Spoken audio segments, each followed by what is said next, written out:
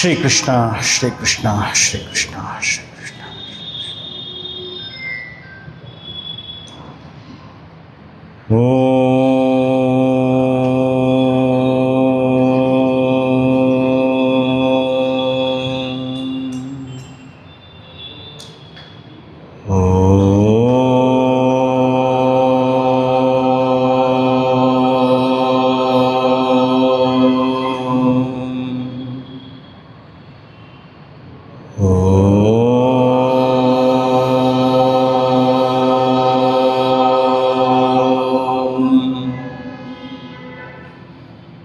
ಯೈರಿಮೇ ಗುರುಭೇ ಪೂರ್ವಂ ಪದವಾಕ್ಯ ಪ್ರಮಾಣತಃ ವ್ಯಾಖ್ಯಾತ ಸರ್ವವೇದಾಂತಃ ತಾನಿತ್ಯಂ ಪ್ರಣತೋಸ್ಮ್ಯಹಂ ಚಿನ್ಮಯಂ ವ್ಯಾಪಿ ಯತ್ ಸರ್ವಂ ತ್ರೈಲೋಕ್ಯಂ ಸಚರಾಚರಂ ತತ್ಪದಂ ದರ್ಶಿತಂ ಯೇನ ತಸ್ಮೈ ಶ್ರೀ ಗುರವೇ ನಮಃ. ಸಮಸ್ತಜನಕಲ್ಯಾಣೇ ನಿರತಂ ಕರುಣಾಮಯಂ ನಮಾಮಿ ಚಿನ್ಮಯಂ ದೇವಂ ಸದ್ಗುರುಂ ಬ್ರಹ್ಮವೇದ್ವರಂ. ಧ್ಯಾನಮೂಲಂ ಗುರೋರ್ಮೂರ್ತಿಃ ಪೂಜಾಮೂಲಂ ಗುರೋಃ ಪದಂ ಮಂತ್ರಮೂಲಂ ಗುರೋರ್ವಾಕ್ಯಂ ಮೋಕ್ಷಮೂಲಂ ಗುರೋಃ ಕೃಪಾ. ಮೋಕ್ಷಮೂಲಂ ಗುರೋಃ ಕೃಪಾ.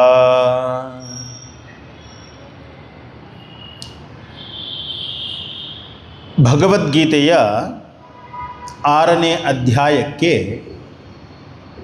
2 ಹೆಸರುಗಳಿವೆ. ತುಂಬ ಪ್ರಚಲಿತವಾದ ಹೆಸರು ಧ್ಯಾನ ಯೋಗ, ಇನ್ನೊಂದು ಆತ್ಮ ಸಂಯಮ ಯೋಗ. ಆತ್ಮ ಸಂಯಮ ಅಂತೇವೆ, ಆತ್ಮ ಸಂಯಮ ಅಂತೇವೆ. ಅಂದರೆ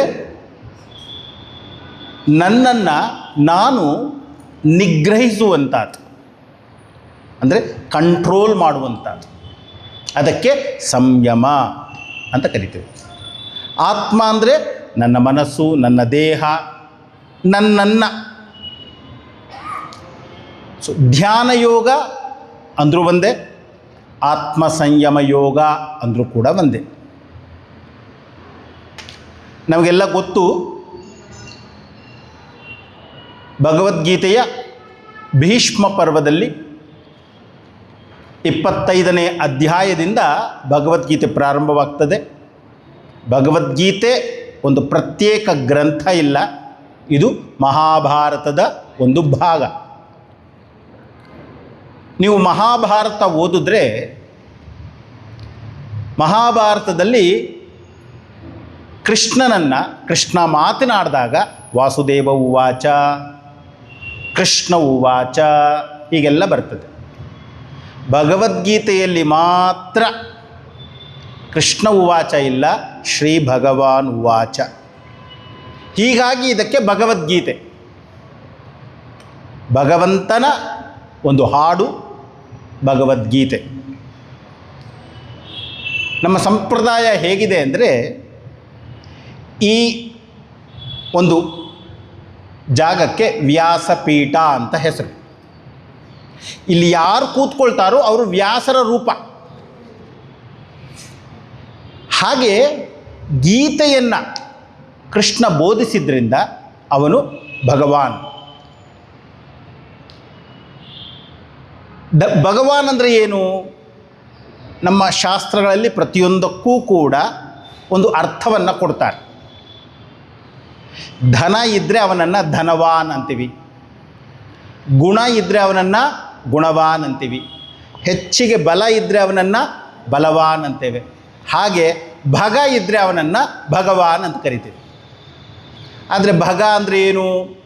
ಅದಕ್ಕೆ ಮನುಸ್ಮೃತಿಯಲ್ಲಿ ಬರ್ತದೆ, ವಿಷ್ಣು ಪುರಾಣದಲ್ಲಿ ಬರ್ತದೆ, ಹಲವಾರು ಪುರಾಣಗಳಲ್ಲಿ ಬರ್ತದೆ. ಐಶ್ವರ್ಯಸ್ಯ ಸಮಗ್ರಸ್ಯ ಧರ್ಮಸ್ಯ ಯಶಶ್ರಿಯ ಜ್ಞಾನ ವೈರಾಗ್ಯಯೋಶ್ಚೈವ ಷಣ್ಣಾಂ ಭಗ ಇತೀರಿಣ.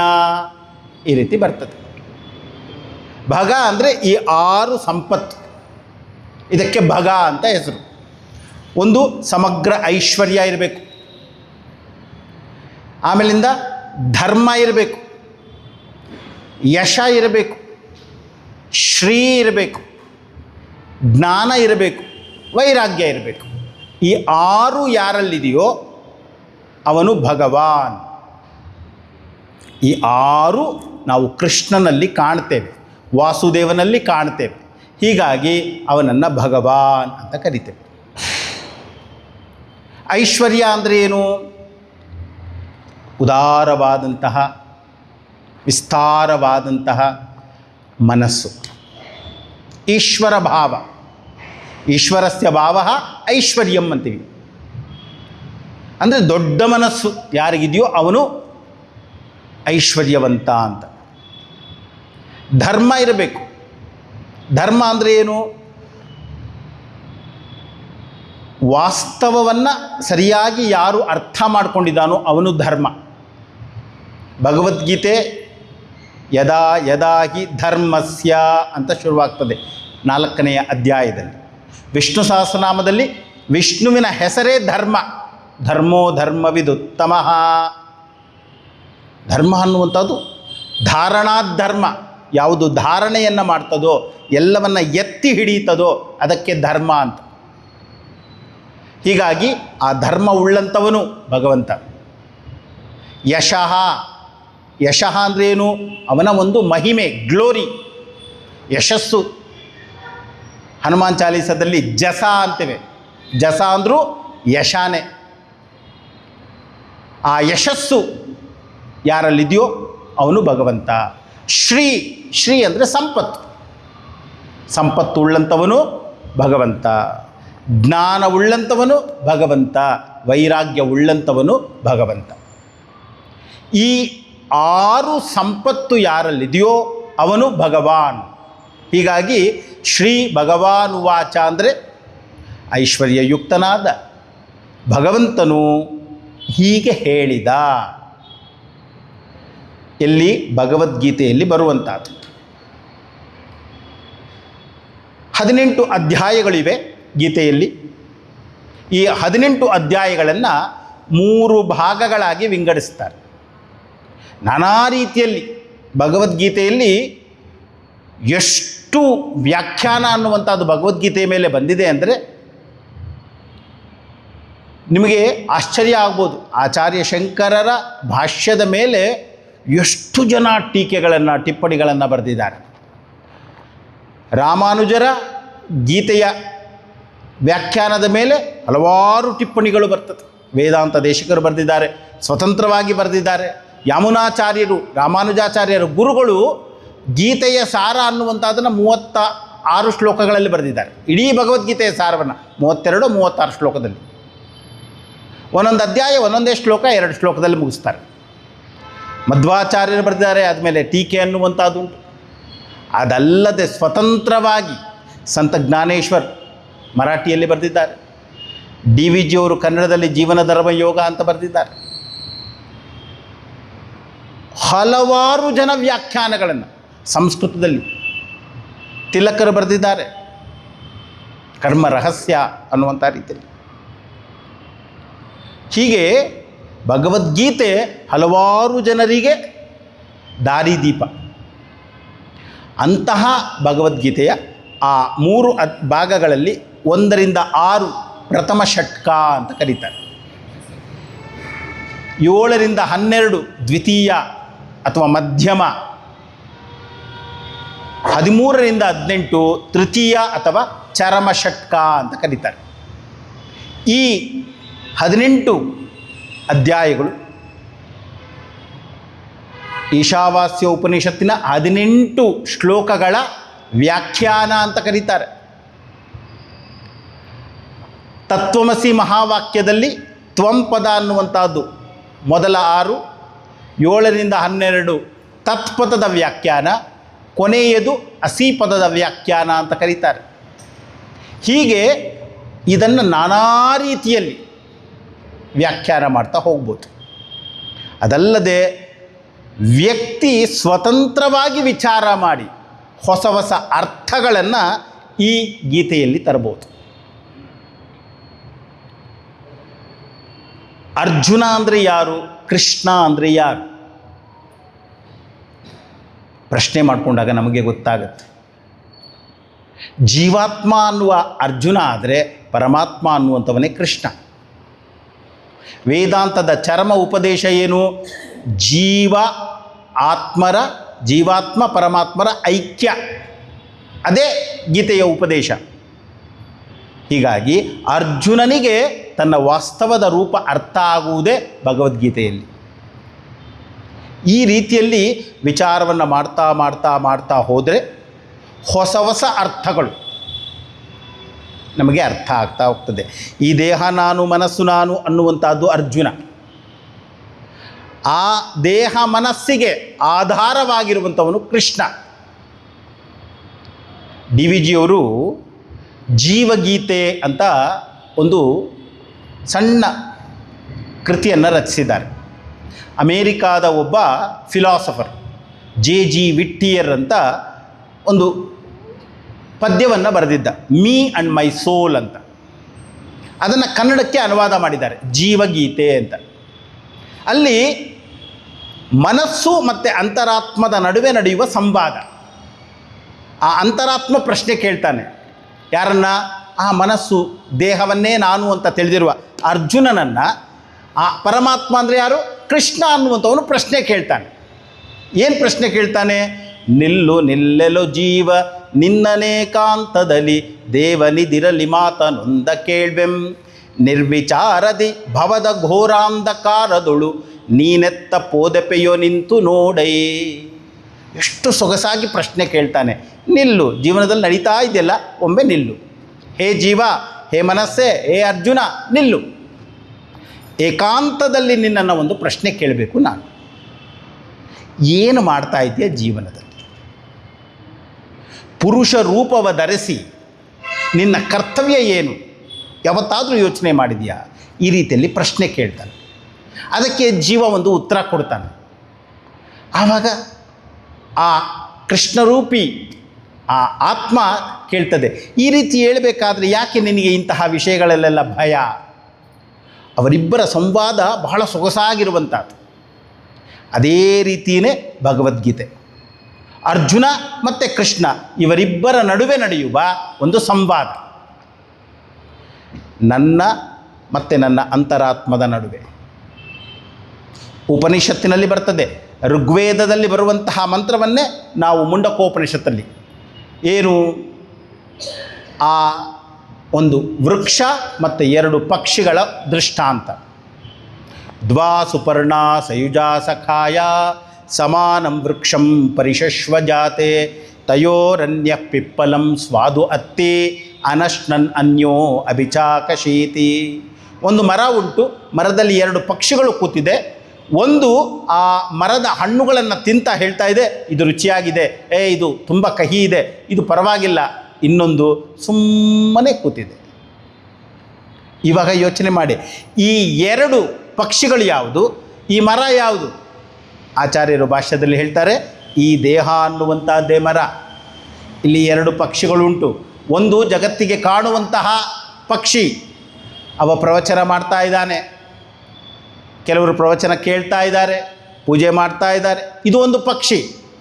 ಆದರೆ ಅವನಲ್ಲೇ ಇನ್ನೊಬ್ಬ ಇದ್ದಾನೆ, ಸುಮ್ಮನೆ ಎಲ್ಲವನ್ನ ನೋಡ್ತಾ ಇದ್ದಾನೆ. ಇಡೀ ನಮ್ಮ ವೇದಾಂತದ ಒಂದು ಉಪದೇಶ ಅನ್ನುವಂಥದ್ದು ಇದನ್ನು ಕುರಿತಾಗಿ. ಯೋಗ ಅಂದ್ರೇ ಅದು. ಯೋಗ ಅಂದರೆ ಸೇರಿಸುವುದು ಅಂತ. ಉಪನಿಷತ್ ಶಬ್ದಕ್ಕೆ ಸುರೇಶ್ವರಾಚಾರ್ಯರು ವ್ಯಾಖ್ಯಾನವನ್ನು ಕೊಡ್ತಾ ಹೇಳ್ತಾರೆ, 2 ಸೇರಿಸುವುದು. ನನ್ನನ್ನು ನನ್ನ ನಿಜ ಸ್ವರೂಪದ ಜೊತೆಯಲ್ಲಿ ಸೇರಿಸುವುದಕ್ಕೆ ಹೆಸರು ಯೋಗ. ವಿಯೋಗ ಅಂದರೆ ಬೇರೆಯಾಗುವುದು. ಯೋಗ ಅಂದರೆ ಒಟ್ಟಿಗೆ ಸೇರುವುದು.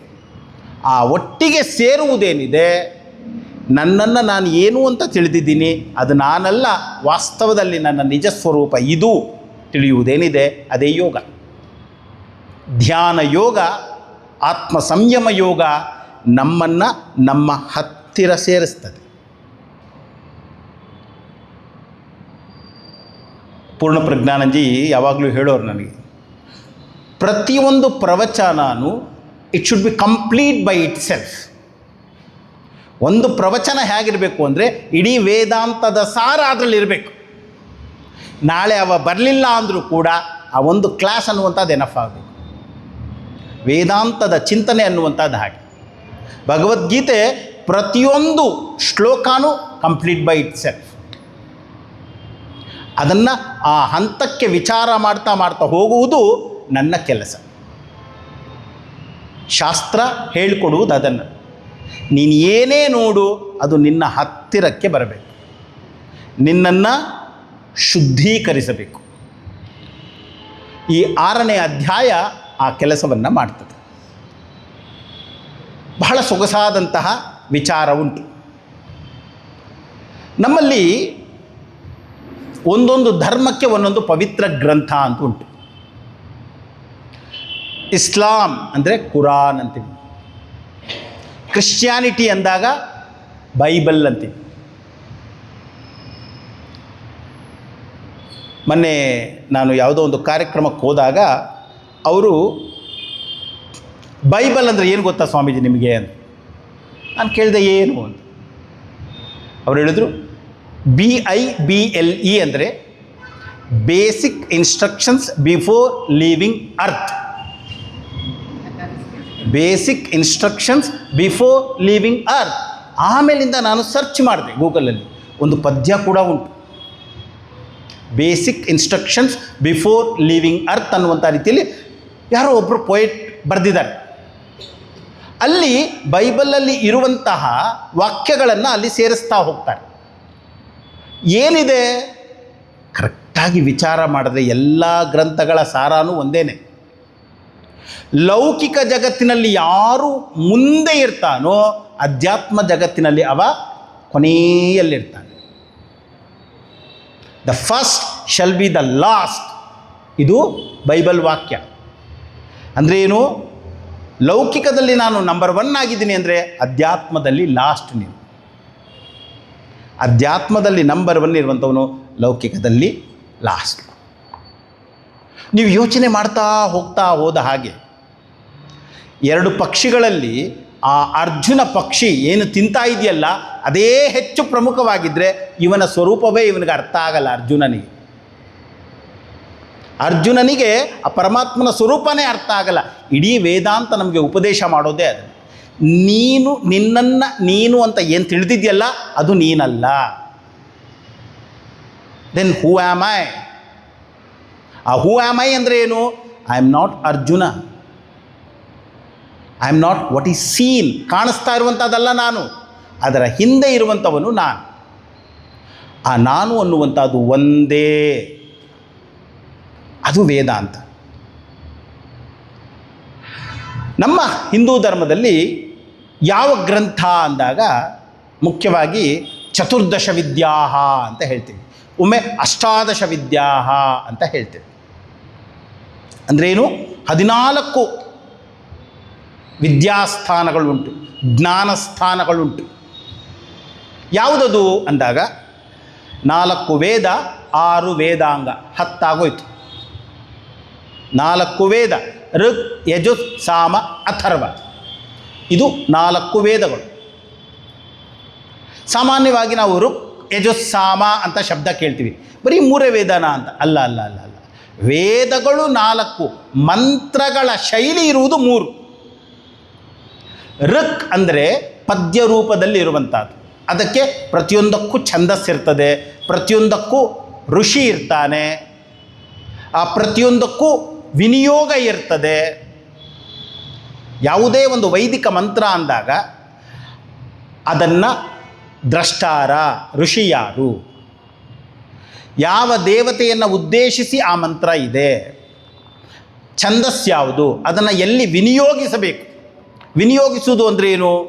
ಜಪ ಮಾಡಬೇಕಾದ್ರೆ ಆ ಮಂತ್ರವನ್ನು ವಿನಿಯೋಗಿಸಬೇಕಾ, ಹೋಮ ಮಾಡಬೇಕಾದ್ರೆ ಆ ಮಂತ್ರವನ್ನು ವಿನಿಯೋಗಿಸಬೇಕಾ, ಇದಕ್ಕೆ ಹೆಸರು ವಿನಿಯೋಗ. ಯೂಸೇಜ್ ಆಫ್ ದಿಸ್, ಆ ಮಂತ್ರಕ್ಕೆ ಹೆಸರು ವಿನಿಯೋಗ. ಇದೆಲ್ಲದಕ್ಕೂ ಋಕ್ ಅಂತ ಹೆಸರು. ಇದೆಲ್ಲವೂ ಸಂಹಿತಾ ಭಾಗದಲ್ಲಿ ಬರುವಂಥದ್ದು ಹೆಚ್ಚಾಗಿ. ಋಗ್, ಯಜು, ಸಾಮ, ಅಥರ್ವ 4 ವೇದಗಳ ಸಂಹಿತಾ ಭಾಗದಲ್ಲಿ ನಮಗೆ ಋಕ್ ಸಿಕ್ಕತ್ತೆ. ಋಕ್ ಅಂದರೆ ಋಗ್ವೇದ ಅಲ್ಲ. ಋಕ್ ಅಂದರೆ ಪದ್ಯ ರೂಪದಲ್ಲಿ ಇರುವ ಮಂತ್ರ.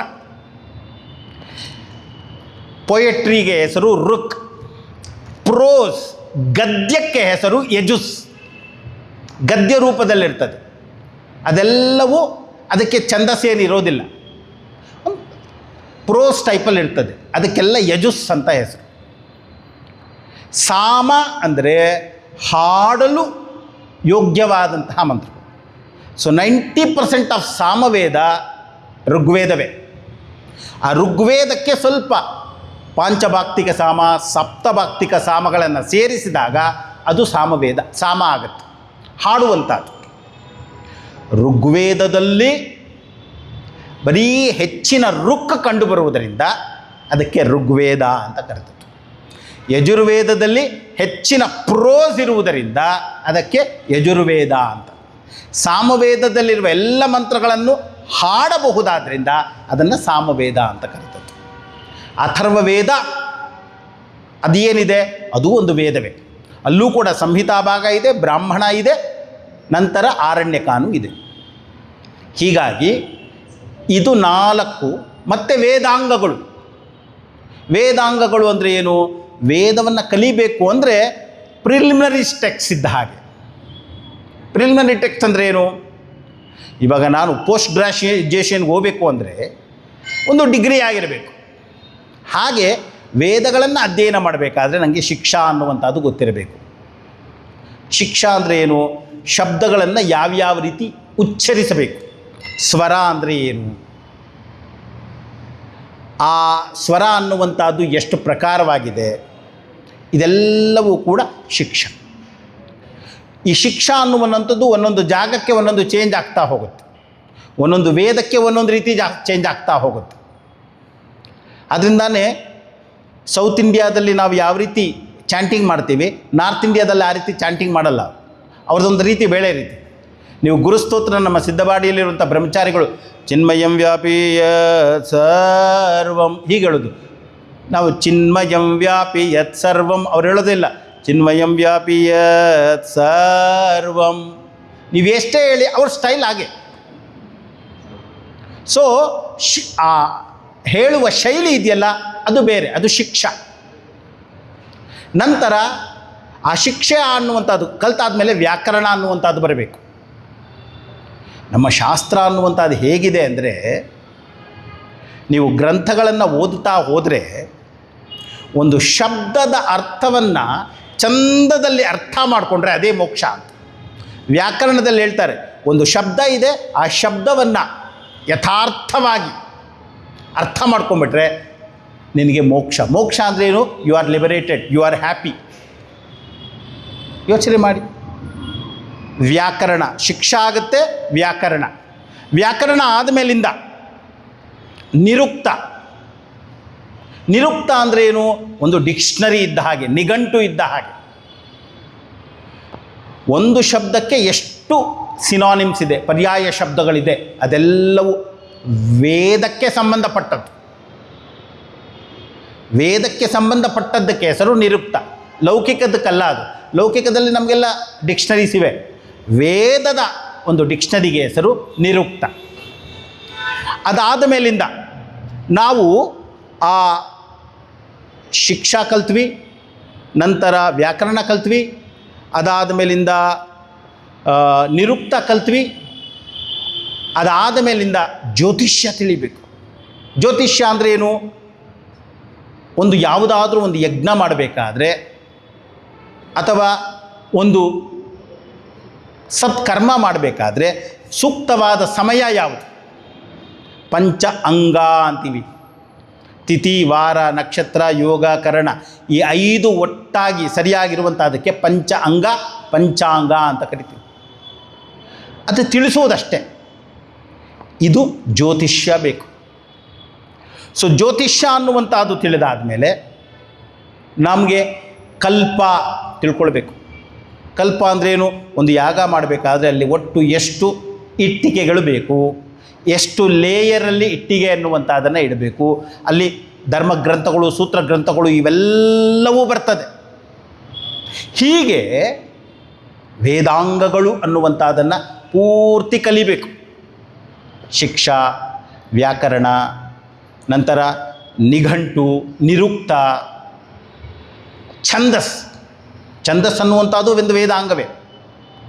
ಪ್ರತಿಯೊಂದು ವೇದದ ಮಂತ್ರ ಅನ್ನುವಂಥದ್ದು ಯಾವ ಛಂದಸ್ಸಿನಲ್ಲಿದೆ, ತ್ರಿಷ್ಟುಪ್ಪಲ್ಲಿದೆಯಾ, ಅನುಷ್ಟಪ್ಪಲ್ಲಿದೆಯಾ, ಬೃಹತೀನಲ್ಲಿದೆಯಾ, ಪಂಕ್ತಿನಲ್ಲಿದೆಯಾ, ಇವೆಲ್ಲವೂ ಛಂದಸ್ಶಾಸ್ತ್ರ, ವೈದಿಕ ಛಂದಸ್.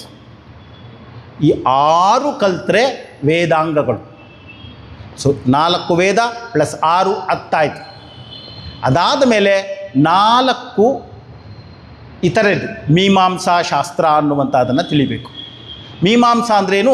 ಅನಾಲಿಸಿಸ್, ಅನಲೈಸ್ ಮಾಡುವುದಕ್ಕೆ. ಯಾವುದೇ ಒಂದು ಸೂತ್ರ ಇದೆಯೋ ಅದನ್ನು ವಿಚಾರ ಮಾಡುವ ಶೈಲಿ. ಪೂರ್ವ ಮೀಮಾಂಸಾ, ಉತ್ತರ ಮೀಮಾಂಸಾ. ಒಂದು ಕರ್ಮ ಮಾಡಬೇಕಾದ್ರೆ ಅದನ್ನು ಅನಲೈಸ್ ಮಾಡುವಂಥದ್ದು, ಜ್ಞಾನವನ್ನು ಅನಲೈಸ್ ಮಾಡುವುದಕ್ಕೆ ಹೆಸರು ಮೀಮಾಂಸಾ. ಅದಾದ ಮೇಲೆ ಮೀಮಾಂಸಾ ಆದಮೇಲೆ ನ್ಯಾಯ, ಲಾಜಿಕ್ಕನ್ನು ಕಲಿಬೇಕು. ಅದಾದ ಮೇಲೆ ಪುರಾಣಗಳನ್ನು ತಿಳಿಬೇಕು. 18 ಮಹಾಪುರಾಣಗಳು ಅಂತ ಬರ್ತದೆ, 18 ಉಪಪುರಾಣಗಳು ಅಂತ ಬರ್ತದೆ, ನಂತರ ಸ್ಥಳ ಪುರಾಣಗಳು ಅಂತ ಬರ್ತವೆ. ಹೀಗೆ ಪುರಾಣಗಳನ್ನು ತಿಳಿಬೇಕು. ಕೊನೆಗೆ ಧರ್ಮಶಾಸ್ತ್ರ. ಧರ್ಮಶಾಸ್ತ್ರ ಅಂದರೆ ವೇದ ಕರ್ಮ ಸಮುಚ್ಚಯಾದಿ ಗ್ರಂಥಗಳು ಅಂತ ಬರ್ತದೆ, ಬ್ರಹ್ಮಕರ್ಮ ಸಮುಚ್ಚಯಾದಿ ಗ್ರಂಥಗಳು ಅನ್ನುವಂಥದ್ದು ಬರ್ತದೆ. ಈ 14 ಹಿಂದೂ ಧರ್ಮದಲ್ಲಿರುವಂತಹ ವಿದ್ಯಾಸ್ಥಾನಗಳು ಎಲ್ಲ ಸೇರ್ಕೊಂಡ್ಬಿಡ್ತದೆ ಇಲ್ಲಿ. ಸ್ವಾಮೀಜಿ ಧರ್ಮಶಾಸ್ತ್ರ ಅಂದಾಗ ಅಲ್ಲಿ ಇತಿಹಾಸ ಗ್ರಂಥಗಳು, ರಾಮಾಯಣ, ಮಹಾಭಾರತ ಎಲ್ಲ ಸೇರಿಬಿಡ್ತದೆ. ಕೆಲವೊಮ್ಮೆ 18 ಅಂತಾರೆ. ಆಗ ಧನುರ್ವೇದ, ಆಯುರ್ವೇದ, ನಂತರ ಗಂಧರ್ವ ವೇದ ಮತ್ತು ಅರ್ಥಶಾಸ್ತ್ರ ಇದನ್ನು ಸೇರಿಸಿದಾಗ 18 ಅಂತಾಗುತ್ತೆ. ಸಾಮಾನ್ಯವಾಗಿ ಚತುರ್ದಶ ವಿದ್ಯಾಸ್ಥಾನ ಅಂತ ಹೆಸರು. ಹೀಗಾಗಿ ನಮ್ಮ ಶಾಸ್ತ್ರಗಳು ಅನ್ನುವಂಥದ್ದು ಏನಿದೆಯಲ್ಲ ಅದು ವಿಸ್ತಾರವಾದದ್ದು. ಓದ್ತೀನಿ ಅಂದರೆ ತುಂಬ ಇದೆ ಓದೋದಕ್ಕೆ. ಕಂಟಿನ್ಯೂಸ್ ಸುಮಾರು 28 ಪುರಾಣಗಳನ್ನು ಓದಿದ್ವಿ ನಾನು ಮತ್ತು ಇನ್ನೊಬ್ಬರು ಸ್ವಾಮೀಜಿ. 28 ಪುರಾಣ ಓದಲಿಕ್ಕೆ ನಮಗೆ 5 ವರ್ಷ ಬೇಕಾಯಿತು. ಡೈಲಿ 3 ಅವರ್ಸ್ ಸ್ಪೆಂಡ್ ಮಾಡಿದ್ದಕ್ಕೆ. 28 ಪುರಾಣ ಓದೋದಕ್ಕೆ 5 ವರ್ಷ ಬೇಕಾಯಿತು. ಋಗ್ವೇದ ವಿತ್ ಸಾಯಣ ಭಾಷ್ಯ ಅಂಡ್ ನಿರುಕ್ತ ಅದು ಪೂರ್ತಿ ಓದೋದಕ್ಕೆ ಒಂದು 3 ವರ್ಷ ಬೇಕಾಯಿತು. ಬರೀ ಋಗ್ವೇದ ಅಷ್ಟೇ, ಯಜುರ್ವೇದ ಇದೆ, ಸಾಮವೇದ ಇದೆ, ಅಥರ್ವ ವೇದ ಇದೆ. ಅದಲ್ಲದೆ ಯೋಗ ವಾಸಿಷ್ಠ ಅಂತಿದೆ, 32,000 ಶ್ಲೋಕ. ರಾಮಾಯಣ ಇದೆ, 24,000 ಶ್ಲೋಕ. ಮಹಾಭಾರತ ಇದೆ, 1,00,000 ಶ್ಲೋಕ. ಶಿವರಹಸ್ಯ ಅಂತ ಒಂದು ಬರ್ತದೆ, ಅದು ಕೂಡ 1,00,000 ಶ್ಲೋಕ ಇದೆ. ಮಹಾಭಾರತದಲ್ಲಿ ಭಗವದ್ಗೀತೆ ಹೇಗೋ ಶಿವರಹಸ್ಯದಲ್ಲಿ ರಿಭುಗೀತಾ ಅಂತ ಬರ್ತದೆ, 2,500 ಶ್ಲೋಕಗಳು. ಸೇಮ್ ಉಪದೇಶ. ಋಭು ಅನ್ನುವಂಥವನಿಗೆ ನಿದಾಗ ಉಪದೇಶ ಮಾಡುವಂಥದ್ದು, ನಿದಾಗನಿಗೆ ಋಭು ಕೊಡುವಂಥ ಉಪದೇಶ ಋಭುಗೀತಾ ಅಂತ. ನೀವು ಓದ್ತಾ ಹೋದರೆ ನಮ್ಮ ಶಾಸ್ತ್ರದಲ್ಲಿ ಇರುವಷ್ಟು ಗ್ರಂಥಗಳು ಲೆಕ್ಕನೇ ಇಲ್ಲ. ಅದಲ್ಲದೆ ಸಂತರ ಜೀವನ ಚರಿತ್ರೆಗಳು, ಕಂಪ್ಲೀಟ್ ವರ್ಕ್ಸ್ ಆಫ್ ವಿವೇಕಾನಂದ ಓದಬೇಕು ಅಂದರೆ ಓದ್ಬೋದು. ಕಂಚಿ ಪರಮಾಚಾರ್ಯರು ವಾಯ್ಸ್ ಆಫ್ ಗಾಡ್, ದೈವವಾಣಿ ಅಂತ 7 ವಾಲ್ಯೂಮ್ ಇದೆ. ನೀವು ಓದುತ್ತೀರಿ ಅಷ್ಟೇ, ಶುರು ಮಾಡಬೇಕಷ್ಟೆ, ಲೆಕ್ಕವಿಲ್ಲದಷ್ಟು ಓದ್ತಾ ಇರ್ಬೋದು. ಎಲ್ಲವೂ ಏತಕ್ಕೆ? ನನ್ನ ಮನಸ್ಸನ್ನು ನಾನು ನಿಗ್ರಹ ಮಾಡಿಕೊಳ್ಳಿಕ್ಕಷ್ಟೆ, ಬೇರೆ ಇನ್ನೇನಲ್ಲ. ಉಪನಿಷತ್ತುಗಳು ಅನ್ನುವಂಥದ್ದು ಲೆಕ್ಕವಿಲ್ಲದಷ್ಟಿದೆ. ನಮ್ಮಲ್ಲಿ ಹೇಳ್ತಾರೆ, ಒಂದೊಂದು ಶಾಖೆಗೆ, ವೇದದ ಶಾಖೆಗೆ ಒಂದೊಂದು ಉಪನಿಷತ್ತಿದೆ ಅಂತ. ಒಂದೊಂದು ವೇದದ ಶಾಖೆಗೆ ಒಂದೊಂದು ಉಪನಿಷತ್ತಿದೆ. 4 ವೇದಗಳಲ್ಲಿ ಎಷ್ಟು ಶಾಖೆಗಳಿದೆ ಅಂದರೆ 1,180 ಚಿಲ್ಲರೆ ಬರ್ತದೆ. ಋಗ್ವೇದದಲ್ಲಿ 21 ಶಾಖೆ ಇದೆ. ಯಜುರ್ವೇದದಲ್ಲಿ 107 ಶಾಖೆ ಏನೋ ಬರ್ತದೆ, 107 108 ಶಾಖೆ ಬರ್ತದೆ. ಸಾಮವೇದ 1000 ಶಾಖೆಗಳಿದೆ. ಅಥರ್ವ ವೇದ ಕೆಲವು ಕಡೆ 9 ಅಂತಾರೆ, ಕೆಲವು ಕಡೆ 50 ಅಂತಾರೆ. ಒಂದೊಂದು ಶಾಖೆಯಲ್ಲಿ ಒಂದೊಂದು ಉಪನಿಷತ್ತು. ಹೀಗಾಗಿ ನಮಗೆ ಸಿಲೆಬಸ್ ಅನ್ನುವಂಥದ್ದೇನು ಕಡಿಮೆ ಇಲ್ಲ, ಎಷ್ಟು ಬೇಕಾದರೂ ಓದ್ಬೋದು. ಇವಾಗ ನೀವು ಏನೇ ಓದಿದ್ರೂ ಕೂಡ ಭಗವದ್ಗೀತೆ ಕಲಿತಾ ಇರಬೇಕಾದ್ರೆ ಅದೆಲ್ಲ ನೆನಪಿಗೆ ಬರಬೇಕು, ಅದು ಮುಖ್ಯ. ಒಂದು ಶ್ಲೋಕ ಓದ್ತಾ ಇದ್ದೀನಿ ಅಂದಾಗ, ಓ ರಾಮಾಯಣದಲ್ಲಿ ಈ ಪ್ರಸಂಗ ಅನ್ನುವಂಥದ್ದು ಇದನ್ನೇ ಹೇಳ್ತದೆ, ಮಹಾಭಾರತದಲ್ಲಿ ಇದೆ, ಆ ಪುರಾಣದಲ್ಲಿ ಇದೆ, ಈ ಧರ್ಮಗ್ರಂಥದಲ್ಲಿದೆ, ಇದು ತಲೆಯಲ್ಲಿ ಬರಬೇಕು. ಒಂದು ಶಬ್ದ ಕೇಳಿದ ತಕ್ಷಣ, ಓ ಈ ಶಬ್ದ ಅನ್ನುವಂಥದ್ದು ಉಪನಿಷತ್ತಲ್ಲಿ ಅಲ್ಲಿ ಉಪಯೋಗಿಸಿದ್ದಾರೆ, ಇಲ್ಲಿ ಉಪಯೋಗಿಸಿದ್ದಾರೆ, ಇದರ ಅರ್ಥ ಹೀಗೆ, ಈ ಅರಿವು ಬರಬೇಕು. ನಾನು ಹೇಳಿದ್ನಲ್ಲ, ಶ್ರೀ ಭಗವಾನ್ ಉವಾಚ, ಎಲ್ಲಿ ಬರೀ ಭಗವದ್ಗೀತೆಯಲ್ಲಿ ಅಷ್ಟೇ, ಬೇರೆ ಇನ್ನೆಲ್ಲೂ ಇಲ್ಲ. ಹೀಗಾಗಿ 6ನೇ ಅಧ್ಯಾಯ ನಾವು ಚಿಂತನೆ ಮಾಡ್ತಾ ಇರಬೇಕಾದ್ರೆ ಯಾವ್ಯಾವ ಗ್ರಂಥಗಳಲ್ಲಿ ಎಲ್ಲೆಲ್ಲಿ ಏನೇನು ಹೇಳಿದಾರೋ, ಏನೇನು ನೆನಪಿಗೆ ಬರ್ತದೋ ಅದನ್ನೆಲ್ಲ ವಿಚಾರ ಮಾಡ್ತಾ ಮಾಡ್ತಾ ಹೋಗುವ. ಈಗ 6ನೇ ಅಧ್ಯಾಯ ಆತ್ಮ ಸಂಯಮ ಯೋಗ ಅಥವಾ ಧ್ಯಾನ ಯೋಗ ಪ್ರಾರಂಭ ಮಾಡುವ. ಓಂ ಶ್ರೀ ಪರಮಾತ್ಮನೇ ನಮಃ.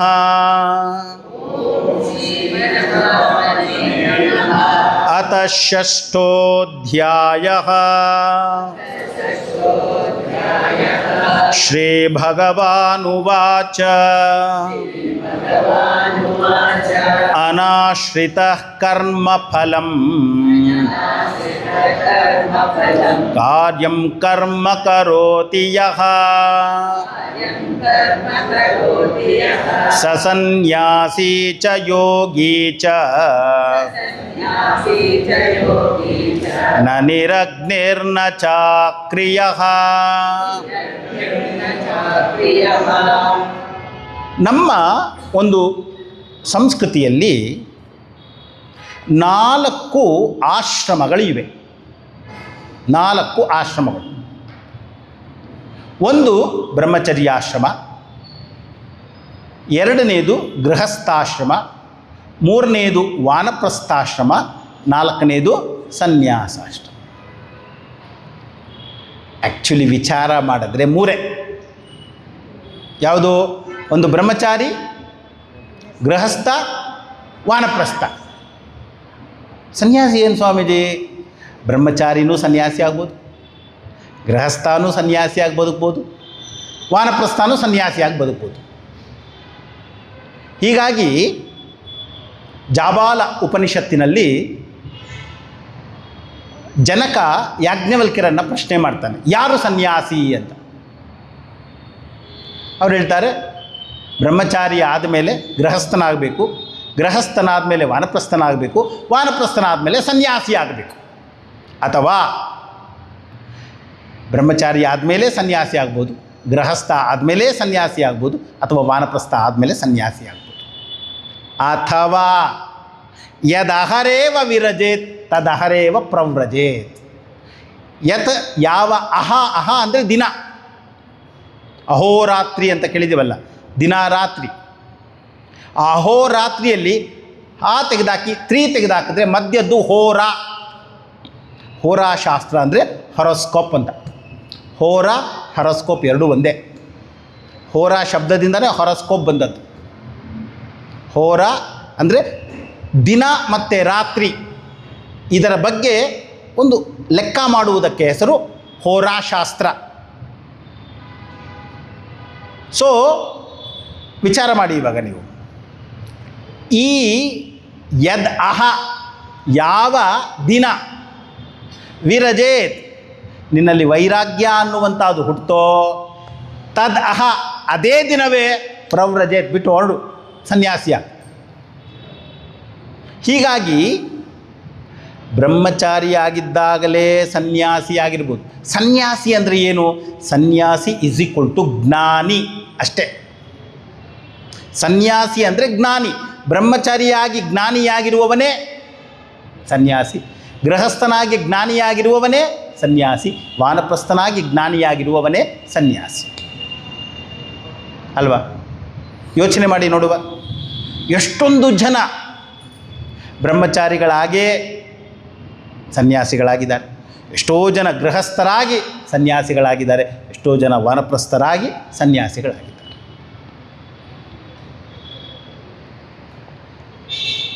ಆದರೆ ನಮ್ಮಲ್ಲಿ ಒಂದು ನಿಯಮ ಉಂಟು. ಏನು? ನಿರಗ್ನಿಹಿ ಸನ್ಯಾಸಿ ಅಂತ. ಅಗ್ನಿ ಅಂದರೆ ಒಂದು ದೀಪ, ಬೆಂಕಿ, ಇದಕ್ಕೆ ಅಗ್ನಿ ಅಂತ ಹೆಸರು. ಅದೇ ರೀತಿಯೇ ಅಗ್ನಿ ಅಂದರೆ ಸ್ತ್ರೀ ಅಂತಾನೂ ಅರ್ಥ ಇದೆ, ಅಗ್ನಿ ಅಂದರೆ ಪುರುಷ ಅಂತಾನೂ ಅರ್ಥ ಇದೆ. ಛಾಂದೋಗ್ಯ ಉಪನಿಷತ್ತಿನಲ್ಲಿ ಪಂಚಾಗ್ನಿ ವಿದ್ಯಾ ಅಂತ ಬರ್ತದೆ. ಪಂಚಾಗ್ನಿ ವಿದ್ಯಾ ಅಂತ. ಮನುಷ್ಯ ಜನ್ಮ ಸಿಕ್ಕುವುದು ಹೇಗೆ ಅಂದಾಗ ನಿಮಗೆ ಸರಿಯಾಗಿ ತಿಳಿಬೇಕಾದರೆ ಛಾಂದೋಗ್ಯೋಪನಿಷತ್ತಿನ ಪಂಚಾಗ್ನಿ ವಿದ್ಯೆ ಓದಬೇಕು. ನಾವುಗಳೆಲ್ಲರೂ ಮೊದಲು ದ್ಯುಲೋಕದಲ್ಲಿದ್ವಂತೆ. ದ್ಯುಲೋಕ ಅಂದರೆ ಏನು? ಪ್ರಕಾಶಮಾನವಾದ, ದ್ಯು ಅಂದರೆ ಪ್ರಕಾಶ ಅಂತ, ಪ್ರಕಾಶಮಾನವಾದ ಲೋಕಕ್ಕೆ ಹೆಸರು ದ್ಯುಲೋಕ, ಮೇಲಿನ ಲೋಕ.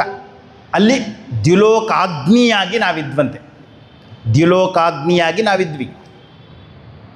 ಅದಾದ ಮೇಲಿಂದ ನಾವೆಲ್ಲ ಪರ್ಜನ್ಯಾಗ್ನಿಯಾಗಿ ಕೆಳಗೆ ಬಂದ್ವಂತೆ. ಪ್ರತಿಯೊಂದು ಹನಿ ಏನು ಬೀಳ್ತದಲ್ಲ ಅದು ಪ್ರತಿಯೊಂದು ಜೀವ ಅಂತ. ಒಂದೊಂದು ಮಳೆ ಹನಿಯೂ ಕೂಡ ಒಂದೊಂದು ಜೀವ, ಅದಕ್ಕೆ ಹೆಸರು ಪರ್ಜನ್ಯಾಗ್ನಿ. ಆ ಬಿದ್ದ ಜೀವ ಪೃಥಿವ್ಯಾಗ್ನಿಯನ್ನು ಸೇರುತ್ತೆ, ಭೂಮಿ ಅನ್ನುವಂತಹ ಅಗ್ನಿಯನ್ನು ಸೇರುತ್ತೆ. ಮೊದಲು ದ್ಯುಲೋಕಾಗ್ನಿ, ಎರಡನೇದು ಪರ್ಜನ್ಯಾಗ್ನಿ, ಮೂರನೇದು ದ್ಯುಲೋಕಾಗ್ನಿ,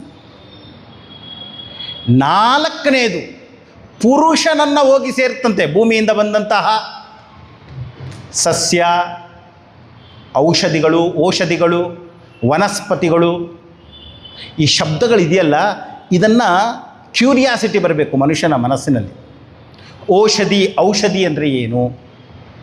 ವನಸ್ಪತಿ ಅಂದರೆ ಏನು? ಯಾವ ಸಸಿ ಒಮ್ಮೆ ಫಲ ಕೊಟ್ಟು ನಂತರ ಫಲವನ್ನು ಕೊಡೋದಿಲ್ವೋ ಅದಕ್ಕೆ ಹೆಸರು ಔಷಧಿ ಅಂತ. ನಮ್ಮ ಭತ್ತ, ದವಸ ಧಾನ್ಯಗಳೇನೆಲ್ಲ ಇದೆಯಲ್ಲ, ಭತ್ತ, ಗೋಧಿ, ರಾಗಿ, ಇವೆಲ್ಲದಕ್ಕೂ ಔಷಧಿಗಳು ಅಂತ ಹೆಸರು. ಅದು ಒಮ್ಮೆ ರಾಗಿ ತೆನೆ ಕೊಟ್ಟ ಮೇಲೆ ಮತ್ತೆ ಅದರಿಂದ ರಾಗಿ ತೆನೆ ಬರಲ್ಲ, ಭತ್ತ ಬಂದಮೇಲೆ ಮತ್ತೆ ಬರಲ್ಲ, ಗೋಧಿ ಬಂದಮೇಲೆ ಬರಲ್ಲ. ಅದು ಒನ್ ಟೈಮ್ ಅಷ್ಟೇ, ಅದು ಮತ್ತೆ ನಾಟಿ ಮಾಡಬೇಕು, ಹೊಸ ಫಸಲು ತೆಗಿಬೇಕು. ಇದಕ್ಕೆ ಹೆಸರು ಔಷಧಿಗಳು. ವನಸ್ಪತಿ ಅಂದರೆ ಹೂವಾಗದೆ ಕಾಯಿ ಹಣ್ಣಾಗುವಂಥದಕ್ಕೆ ವನಸ್ಪತಿ ಅಂತ ಹೆಸರು. ಹೂವಾಗಬಾರ್ದು, ಆದರೆ ಕಾಯಿ ಆಗಬೇಕು. ಇವಾಗ ಬಿಲ್ವ ಪತ್ರೆ, ಅದು ಹೂ ಆಗೋದೇ ಇಲ್ಲ, ಡೈರೆಕ್ಟ್ ಕಾಯೇ. ಹಲಸು ಹೂ ಆಗೋದೇ ಇಲ್ಲ, ಡೈರೆಕ್ಟಾಗಿ ಕಾಯಿ. ಇದೆಲ್ಲದಕ್ಕೂ ವನಸ್ಪತಿಗಳು ಅಂತ ಹೆಸರು. ಇದನ್ನು ಪುರುಷ ತಿಂತಾನೆ, ಇದಕ್ಕೆ ಪುರುಷಾಗ್ನಿ ಅಂತ ಹೆಸರು. ದ್ಯುಲೋಕ, ಪರ್ಜನ್ಯ, ಪೃಥ್ವಿ, ಪುರುಷ ತಿಂದಾದ ಮೇಲೆ ಅದು ಸ್ತ್ರೀಯ ಒಳಗೆ ಹೋಗುತ್ತೆ. ಏಷಾವಾವ ಗೌತಮಾಗ್ನಿ, ಯೋಷಾವಾವ ಗೌತಮಾಗ್ನಿ ಬರ್ತದೆ.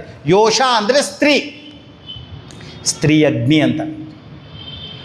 ಆಗ ಒಂದು ಜೀವ ಹುಟ್ಟುತ್ತಾನೆ. ಇದಕ್ಕೆ ಹೆಸರು ಪಂಚಾಗ್ನಿ ವಿದ್ಯೆ. ಹೀಗಾಗಿ ಸ್ತ್ರೀ ಅಂದರೆ ಅಗ್ನಿ ಅಂತ ಒಂದು. ಸನ್ಯಾಸಿ ಯಾರು ಅಪ್ಪ ಅಂದರೆ ನಿರಗ್ನಿಹಿ, ಯಾರಿಗೆ ಸ್ತ್ರೀ ಅನ್ನುವಂಥವಳು ಇಲ್ಲವೋ, ಅಂದರೆ ಏನು, ಅವನು ಮದುವೆಯಾಗಿಲ್ಲವೋ ಅವನನ್ನು ನಿರಗ್ನಿಹಿ ಅಂತ ಕರೀತಾರೆ. ಹಾಗೆ ಗೃಹಸ್ಥ ಅನ್ನುವಂಥವನು ಯಾರು? ಅವನು ಸಮಾಜದಲ್ಲಿ ಕರ್ಮವನ್ನು ಮಾಡಬೇಕು, ಕ್ರಿಯೆಗಳನ್ನು ಮಾಡಬೇಕು. ಅವನ ಧರ್ಮ ಏನು? ಧನ್ಯೋ ಗೃಹಸ್ಥಾಶ್ರಮ ಅಂತ ಹೇಳಿದ್ದಾರೆ ಶಾಸ್ತ್ರದಲ್ಲಿ. ಗೃಹಸ್ಥಾಶ್ರಮ ಅನ್ನುವಂಥದ್ದು ಧನ್ಯ. ಯಾಕೆ ಧನ್ಯ? ಅದಕ್ಕೆ ಸ್ಮೃತಿ ಗ್ರಂಥಗಳಲ್ಲಿ ಎಂತಹ ಆಧಾರ ಕೊಡ್ತಾರೆ ಅಂದರೆ, ಯಥಾವಾಯುಂ ಸಮಾಶ್ರಿತ್ಯ ಜೀವಂತೆ ಸರ್ವಜಂತವ ತಥಾ ಗೃಹಸ್ಥಮಾಶ್ರಿತ್ಯ ಜೀವಂತೆ ಸರ್ವಾಶ್ರಮಾ ಅಂತ. ಯಾವ ರೀತಿಯಲ್ಲಿ ಗಾಳಿಯನ್ನು ಆಶ್ರಯಿಸಿ, ಯಥಾ ವಾಯುಂ ಸಮಾಶ್ರಿತ್ಯ ಗಾಳಿಯನ್ನು ಆಶ್ರಯಿಸಿ ಎಲ್ಲ ಜೀವರಾಶಿಗಳು ಬದುಕಿದೆಯೋ, ಅದೇ ರೀತಿಯಲ್ಲಿ ಗೃಹಸ್ಥನನ್ನು ಆಶ್ರಯಿಸಿ ಎಲ್ಲ ಆಶ್ರಮಗಳು, ಬ್ರಹ್ಮಚಾರಿಗೆ ಊಟ ಹಾಕುವುದು ಗೃಹಸ್ಥ, ವಾನಪ್ರಸ್ಥನಿಗೆ ಊಟ ಹಾಕುವುದು ಗೃಹಸ್ಥ, ಸನ್ಯಾಸಿಗೆ ಊಟ ಹಾಕುವುದು ಗೃಹಸ್ಥ. ಹೀಗಾಗಿ ಆ ಗೃಹಸ್ಥನನ್ನು ಆಶ್ರಯಿಸಿ ಎಲ್ಲ ಆಶ್ರಮಗಳು ಇದೆ. ಧನ್ಯೋ ಗೃಹಸ್ಥಾಶ್ರಮ ಅಂತ. ಅವನು ಕ್ರಿಯೆಗಳನ್ನು ಮಾಡಬೇಕು. ಅವನಿಗೆ ಹಲವಾರು ನಿಯಮಗಳು ಅನ್ನುವಂಥದ್ದನ್ನು ಹೇಳಿದ್ದಾರೆ. ಅತಿಥಿಗೆ ಅವನು ಸತ್ಕಾರವನ್ನು ಮಾಡಬೇಕು, ಮಕ್ಕಳಿಗೆ ಸಂಸ್ಕಾರವನ್ನು ಕೊಡಬೇಕು, ವೈದಿಕ ಪಾಲನೆ ಧರ್ಮ ಪಾಲನೆ ಅನ್ನುವಂಥದ್ದು ಮಾಡಬೇಕು. ಅವನು ಕ್ರಿಯೆಯಲ್ಲಿ ತನ್ನನ್ನು ತೊಡಗಿರ್ತಾನೆ. ಸನ್ಯಾಸಿ ಯಾರು? ಅಕ್ರಿಯ, ಏನು ಮಾಡದೇ ಇರುವಂಥವನು ಸನ್ಯಾಸಿ. ಇದು ಜಗತ್ತಿನಲ್ಲಿ ಎಲ್ಲರೂ ತಿಳಿದಿರುವಂಥದ್ದು. ಆದರೆ ಕೃಷ್ಣ, ಯಾಕಂದರೆ ಕೃಷ್ಣ ಅನ್ನುವಂಥವನು ಜ್ಞಾನ ಕೊಡಬೇಕಲ್ವ, ವಾಸ್ತವದ ದರ್ಶನ ಮಾಡಿಸ್ಬೇಕಲ್ವ. ಅವ ಹೇಳ್ತಾನೆ, ನಿರಗ್ನಿ ಸನ್ಯಾಸಿ ನ ಭವತಿ, ಅಕ್ರಿಯ ಸನ್ಯಾಸಿ ವ ಯೋಗಿ ನ ಭವತಿ. ಮದುವೆ ಆಗಿಲ್ಲ ಅನ್ನುವಂಥವನು ಸನ್ಯಾಸಿ ಅಲ್ಲ, ಏನೂ ಮಾಡಲ್ಲ ಅನ್ನುವಂಥವನು ಸನ್ಯಾಸಿ ಅಲ್ಲ. ಹಾಗಾದರೆ ಯಾರು ಸನ್ಯಾಸಿ? ಹೇಳ್ತಾರೆ, ಅನಾಶ್ರಿತ ಕರ್ಮಫಲಂ ಕಾರ್ಯಂ ಕರ್ಮ ಕರೋತಿ ಯಃ. ಯಾವ ವ್ಯಕ್ತಿ ಕೆಲಸ ಮಾಡಬೇಕು, ಕರ್ಮವನ್ನು ಮಾಡು, ಆದರೆ ಫಲಾಪೇಕ್ಷೆ ಇಟ್ಕೊಬೇಡ. ಕರ್ಮಣಿಯೇವತೆ ಅಧಿಕಾರ, ಕರ್ಮ ಮಾಡುವುದು ನಿನಗೆ ಅಧಿಕಾರ, ಆದರೆ ಫಲವನ್ನು ಅಪೇಕ್ಷೆ ಮಾಡಬೇಡ. ಫಲದ ಅಪೇಕ್ಷೆ ಇಲ್ಲದೆ ಕರ್ಮ ಮಾಡಬೇಕು. ಅನಾಶ್ರಿತ, ಆಶ್ರಯ ಅಂದರೆ ಅದರ ಮೇಲೆ ಡಿಪೆಂಡ್ ಆಗುವುದು, ಅನಾಶ್ರಯ ಅಂದರೆ ಡಿಪೆಂಡ್ ಆಗದೇ ಇರುವುದು. ಯಾವುದರ ಮೇಲೆ ಡಿಪೆಂಡ್ ಆಗದೇ ಇರುವುದು? ಕರ್ಮ ಫಲವಂದ ಮೇಲೆ ಡಿಪೆಂಡ್ ಆಗದೇ ಇರುವಂಥದ್ದು. ಕಾರ್ಯಂ ಕರ್ಮ, ತಾನು ಮಾಡಬೇಕಾದಂತಹ ಕೆಲಸವನ್ನು ಯಾರು ಮಾಡ್ತಾನೋ ಅವನು ಸನ್ಯಾಸಿ, ಅವನು ಯೋಗಿ. ಸನ್ಯಾಸಿ ಈಸ್ ಈಕ್ವಲ್ ಟು ಯೋಗಿ. ಎರಡನೇ ಶ್ಲೋಕದಲ್ಲೇ ಈಕ್ವಲ್ ಮಾಡಿಬಿಡ್ತಾರೆ. ಸನ್ಯಾಸಿ ಅಂದರೂ ಒಂದೇ, ಯೋಗಿ ಅಂದರೂ ಒಂದೇ, ಸಂತ ಅಂದರೂ ಒಂದೇ, ಮಹಾತ್ಮ ಅಂದರೂ ಒಂದೇ, ಜ್ಞಾನಿ ಅಂದರೂ ಒಂದೇ. ಇದೆಲ್ಲವೂ ಸಿನಾನಿಮ್ಸ್. ನೀವು ಜ್ಞಾನಿಗಳು, ನೀವೇ ಸನ್ಯಾಸಿಗಳು, ನೀವೇ ಯೋಗಿಗಳು. ಹೀಗಾಗಿ ಕರ್ಮವನ್ನು ಮಾಡು, ಫಲದ ಅಪೇಕ್ಷೆ ಇಟ್ಕೊಳ್ಬೇಕು. ಇವಾಗ ಇದು ಬಹಳ ಬಹಳ ವಿಚಾರ ಮಾಡಬೇಕಾದಂತಹ ಒಂದು ವಿಷಯ. ಫಲದ ಅಪೇಕ್ಷೆ ಇಲ್ಲದೆ ಕರ್ಮ ಮಾಡುವುದು ಅಂದರೆ ಏನು? ಬಾಲಗಂಗಾಧರ ತಿಲಕರು ಕರ್ಮ ರಹಸ್ಯ ಅಂತ ಭಗವದ್ಗೀತೆ ಮೇಲೆ ಕಾಮೆಂಟ್ರಿ ಬರೆದಿದ್ದಾರೆ. ಸುಮಾರು 1700 ಪುಟಗಳಿವೆ ಪುಸ್ತಕ. 1700. ಇಂಟ್ರೊಡಕ್ಷನ್ 1000 ಪುಟ ಇದೆ. ಬರೀ ಇಂಟ್ರೊಡಕ್ಷನ್ 700 ಪುಟದ ಮೇಲಿದೆ ಇಂಟ್ರೊಡಕ್ಷನ್. ಏನು ವಿಚಾರ ಮಾಡೋದವರು? ಪ್ರತಿಯೊಂದು ನಮ್ಮ ದೇಶ ಹೇಗಿದೆ, ಪರದೇಶ ಹೇಗಿದೆ, ನಮ್ಮ ದೇಶದವರಲ್ಲಿ ಏನೊಂದು ಮಾರಲ್ ಸೈನ್ಸ್ ಅನ್ನುವಂಥದ್ದನ್ನು ಹೇಳ್ಕೊಡ್ತೀವಿ, ಪರದೇಶದಲ್ಲಿ ಯಾವ ರೀತಿ ಮಾರಲ್ ಸೈನ್ಸ್ ಹೇಳ್ಕೊಡ್ತಾರೆ, ಇದೆಲ್ಲವನ್ನು ಕಂಪೇರ್ ಮಾಡ್ತಾ ಮಾಡ್ತಾ ಮಾಡ್ತಾ ಹೋಗ್ತಾರೆ. ಅವರು ಹೇಳುವುದಿಷ್ಟೇ, ಸೇಮ್ ಕರ್ಮವನ್ನು ಮಾಡು, ನಿಷ್ಕಾಮ ಭಾವದಿಂದ ಮಾಡು. ನಾನು ಕರ್ಮ ಮಾಡಲ್ಲ ಅಂತ ಹೇಳಲಿಕ್ಕೆ ಹೋಗ್ಬೇಡ. ಯಾವುದು ನಿನ್ನ ಕರ್ಮ? ವಿದ್ಯಾರ್ಥಿಯಾಗಿದೆಯೋ ಜ್ಞಾನಾರ್ಜನೆ ಮಾಡಿಕೊಳ್ಳುವುದು ನಿನ್ನ ಕರ್ಮ. ಗೃಹಸ್ಥನಾಗಿದೆಯೋ, ಸಾಮಾನ್ಯವಾಗಿ ಏನಾಗುತ್ತೆ ಅಂದರೆ ನಮಗೆ ನಮ್ಮ ಕರ್ಮಗಳೇ ಗೊತ್ತಿರಲ್ಲ. ನಮ್ಮಲ್ಲಿ ಷೋಡಶ ಸಂಸ್ಕಾರ ಅಂತೀವಿ, ಒಮ್ಮೊಮ್ಮೆ 48 ಸಂಸ್ಕಾರ ಅಂತೇವೆ. ಪ್ರತಿಯೊಂದು ಸಂಸ್ಕಾರ ಮಾಡಬೇಕಾದ್ರೆ ಒಂದು ಸಂಕಲ್ಪ ಅಂತ ತಗೊಳ್ಬೇಕು. ಸಂಕಲ್ಪ ತೆಗೆದುಕೊಂಡೇ ಯಾವುದೇ ಒಂದು ಕೆಲಸ ಮಾಡಬೇಕಾದ್ರೆ, ಒಂದು ಪೂಜೆ ಮಾಡಬೇಕಾದ್ರೆ ಅಮೋಪಾತ್ತ ಸಮಸ್ತ ದುರಿತ ಕ್ಷೇದ್ವಾರ ಶ್ರೀ ಪರಮೇಶ್ವರ ಪ್ರೀತ್ಯರ್ಥಂ, ಮೊದಲು ನಾನು ಈ ಪೂಜೆ ಏತಕ್ಕೆ ಮಾಡ್ತಾ ಇದ್ದೀನಿ ಅಂತ ನನಗೆ ಗೊತ್ತಿರಬೇಕು. ಪ್ರತಿಯೊಂದು ಸಂಸ್ಕಾರದಲ್ಲೂ ಕೂಡ ಸಂಕಲ್ಪ ಇದೆ. ನಮ್ಮಲ್ಲಿ ಏನು ಮಾಡ್ತೀವಿ, ಪುರೋಹಿತರು ಸಂಕಲ್ಪ ತೆಗೆದುಕೊಂಡು ನಿಮ್ಗೆ ಹೇಳ್ತಾರೆ ಮಮ ಅನ್ನಿ ಅಂತ. ಅವ್ರು ಏನು ಹೇಳಿದ್ರು ನಿಮ್ಗೆ ಅರ್ಥ ಆಗಿರೋದು. ನೀವುಗಳು ಮದುವೆಯಾದಾಗಲೂ ಒಂದು ಸಂಕಲ್ಪ ತೆಗೆದುಕೊಂಡಿರ್ತೀರ. ಪ್ರಜಾಭಿವೃದ್ಧ್ಯರ್ಥಂ ಧರ್ಮಾಭಿವೃದ್ಧ್ಯರ್ಥಂ, ಇದು ಎರಡು ಕೆಲಸ ಇದೆ. ಏನು, ಧರ್ಮವನ್ನು ಯಥಾಸ್ಥಿತಿಯಲ್ಲಿ ನಾನು ನಡೆಸಿಕೊಂಡು ಮುಂದುವರಿಸಿಕೊಂಡು ಹೋಗ್ತೇನೆ, ನನ್ನ ಸಂತಾನ ಅನ್ನುವಂಥದ್ದನ್ನು ಮುಂದುವರಿಸಿಕೊಂಡು ಹೋಗ್ತೇನೆ. ತೈತ್ರಿಯು ಉಪನಿಷತ್ತಿನಲ್ಲಿ ಎಷ್ಟು ಚೆಂದ ಇದೆ ಅಂದರೆ, ಅಪ್ಪನ ಕೆಲಸ ಅನ್ನುವಂಥದ್ದು ತನ್ನ ಮಗ ಅಲ್ಲ, ತನ್ನ ಮೊಮ್ಮಗನನ್ನು ನೋಡುವಂಥದ್ದು ಅಪ್ಪನ ಕೆಲಸ ಅಂತೆ. ಮಗನಿಗೆ ಹೇಳಬೇಕಂತೆ, ಮಗಳಿಗೆ ಹೇಳಬೇಕಂತೆ, ಸಂತಾನವನ್ನು ಮಾಡ್ಕೋ, ಯಾಕೆ ಅದು ನನ್ನ ಕರ್ತವ್ಯ ಅಂತಾನೆ ತೈತ್ರಿಯ ಉಪನಿಷತ್ತು. ಅಂದರೆ ಏನು, ನನ್ನ ಕರ್ತವ್ಯ ಅನ್ನುವಂಥದ್ದೇನು, ಅದನ್ನು ನಾನು ಮಾಡಬೇಕು ನಿಷ್ಕಾಮ ಭಾವದಿಂದ, ಬಯಕೆ ಇಲ್ಲದೆ ಮಾಡುವುದು ಅಷ್ಟೇ. ಹೀಗಾಗಿ ಕಾರ್ಯಂ ಕರ್ಮ, ಕರ್ತವ್ಯ ಕರ್ಮ ಅನ್ನುವಂಥದ್ದನ್ನು ಮಾಡಬೇಕು. ಯಾರು ಮಾಡ್ತಾನೋ ಅವನು ಬ್ರಹ್ಮಚಾರಿಯಾಗಿರಲಿ, ಗೃಹಸ್ಥನಾಗಿರಲಿ, ಅವನು ವಾನಪ್ರಸ್ಥನಾಗಿರಲಿ, ಅವನು ಸನ್ಯಾಸಿ, ಅವನು ಯೋಗಿ. ನಾವು ತಿಳಿದುಕೊಂಡ ಹಾಗೆ ಮದುವೆಯಾಗದೆ ಕಾವಿ ಬಟ್ಟೆ ಹಾಕ್ಕೊಂಡಿದ್ದಾನೆ ಅವನು ಸನ್ಯಾಸಿನ, ಕೃಷ್ಣ ಹೇಳಿಬಿಡ್ತಾನೆ ನಿರಗ್ನಿಹಿ ಸನ್ಯಾಸಿ ನ ಭವತಿ. ಅಕ್ರಿಯ, ನಾನೇನು ಮಾಡಲ್ಲ, ಸನ್ಯಾಸಿ ನ ಭವತಿ, ಅಥವಾ ಯೋಗಿ ನ ಭವತಿ. ಏನನ್ನಾದರೂ ಮಾಡ್ತಾರೆ. ಒಳಿತನ್ನು ಮಾಡು, ಒಳಿತನ್ನು ಕಲಿ, ಹೊಸ ಹೊಸ ಚಿಂತನೆಯನ್ನು ಮಾಡು, ಹೊಸ ಹೊಸ ಗ್ರಂಥಗಳನ್ನು ಅಧ್ಯಯನ ಮಾಡು, ಜಗತ್ತನ್ನು ನೋಡು, ಜಗತ್ತನ್ನು ನೋಡಿದ ತಕ್ಷಣ ಪ್ರತಿಯೊಂದರಿಂದ ಏನನ್ನಾದರೂ ಕಲಿ. ನಾನು ಈಗ ಕಂಚಿ ಪರಮಾಚಾರ್ಯರ ಪುಸ್ತಕಗಳನ್ನು ಓದ್ತಾ ಇದ್ದೀನಿ. 7 ವಾಲ್ಯೂಮ್ಸ್ ಇದೆ. ಈಗಾಗಲೇ 2ನೇ ವಾಲ್ಯೂಮ್ ಮುಗಿತಾ ಬಂದಿದೆ. ಒಂದೊಂದು ವಾಲ್ಯೂಮಲ್ಲಿ 900 ಪುಟ ಇದೆ. ಅಷ್ಟು ಸೊಗಸಾಗಿದೆ. ನಿಮ್ಮ ಮನಸ್ಸಿನಲ್ಲಿ ಏನೇ ಸಂಶಯ ಬಂದರೂ ಅದಕ್ಕೆ ಉತ್ತರ ಅವರು ಕೊಟ್ಟಿದ್ದಾರೆ. ಅವರ ಪೂರ್ವಜರೆಲ್ಲ ಕನ್ನಡದವರೇ ಅಂತೆ. ಸ್ವಾಮೀಜಿಗೆ ಕೇಳಿದೆ ನಾನು ನಿನ್ನೆ ಕೂಡ, ಸ್ವಾಮೀಜಿ ನೀವು ಭೇಟಿಯಾಗಿದ್ದವರು ರಾಜಾಜಿನಗರದವರೇ ಅವರು. ದ ವೇ ಅವರು ಬರೆದಿರುವಂಥದ್ದನ್ನು ನೀವು ನೋಡಬೇಕು. ಅವರು ಜಗತ್ತನ್ನು ನೋಡುವ ದೃಷ್ಟಿ. ಅವರು ಹೇಳ್ತಾರೆ, ನಾನು ಸನ್ಯಾಸಿ, ನನಗೆ ನೀವೆಲ್ಲ ಊಟ ಹಾಕ್ತಾಯಿದ್ದೀರ, ಹೀಗಾಗಿ ಒಳ್ಳೆಯದ್ಯಾವುದು ಕೆಟ್ಟದ್ಯಾವುದು ನಾನು ಶಾಸ್ತ್ರಗಳಿಂದ ಏನು ಕಲ್ತಿದ್ದೀನಿ ಅದು ಹೇಳುವುದು ನನ್ನ ಕೆಲಸ, ಅದನ್ನು ನೀವು ಪಾಲಿಸಬೇಕು, ಅದನ್ನು ಪಾಲಿಸಿರಿ ಅಂತ ಹೇಳುವುದು ನನ್ನ ಕೆಲಸ, ನಾನು ಹೇಳ್ತಾನೆ ಇರ್ತೀನಿ. ಅವ್ರು ಹೇಳ್ತಾರೆ, ಮೊದಲು ನಾನು ಬರೀ ಹಳ್ಳಿಗಳಿಗಷ್ಟೇ ಹೋಗ್ತಾ ಇದ್ದೆ, ಯಾಕೆಂದರೆ ಹಳ್ಳಿಯ ಜನ ಅನ್ನುವಂಥವರು ಒಳ್ಳೆಯವರು, ಪೇಟೆ ಜನ ಸರಿಯಿಲ್ಲ ಅಂತ. ಆಮೇಲೆ ಪೇಟೆಗೆ ಬಂದ ಮೇಲೆ ಗೊತ್ತಾಯಿತು ಪೇಟೆಯವರು ತುಂಬ ಒಳ್ಳೆಯವರೇ ಇದ್ದಾರೆ ಅಂತ. ಎಷ್ಟು ಚಂದದಲ್ಲಿ ಅವರು ಹೇಳ್ಕೊಂಡು ಹೋಗ್ತಾ ಇರ್ತಾರೆ ಅಂದರೆ, ಆ ಗ್ರಂಥಗಳಲ್ಲಿ ನೀವು ನೋಡ್ತಾ ಹೋದರೆ ಪ್ರತಿಯೊಂದಕ್ಕೂ ಒಂದೊಂದಕ್ಕೂ ಕೂಡ ಅವರು ಕಾರಣವನ್ನು ಕೊಡ್ತಾ ವಿಚಾರ ಮಾಡ್ತಾ ಹೋಗ್ತಾರೆ.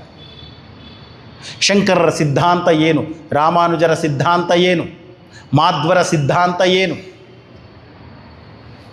ಜೀವನದಲ್ಲಿ ನಾವು ಯಾವ್ಯಾವ ಒಂದು ಸಂಸ್ಕಾರಗಳನ್ನು ಹೊಂದಿರಬೇಕು ಪ್ರತಿಯೊಂದನ್ನು ವಿವರಿಸ್ತಾರೆ.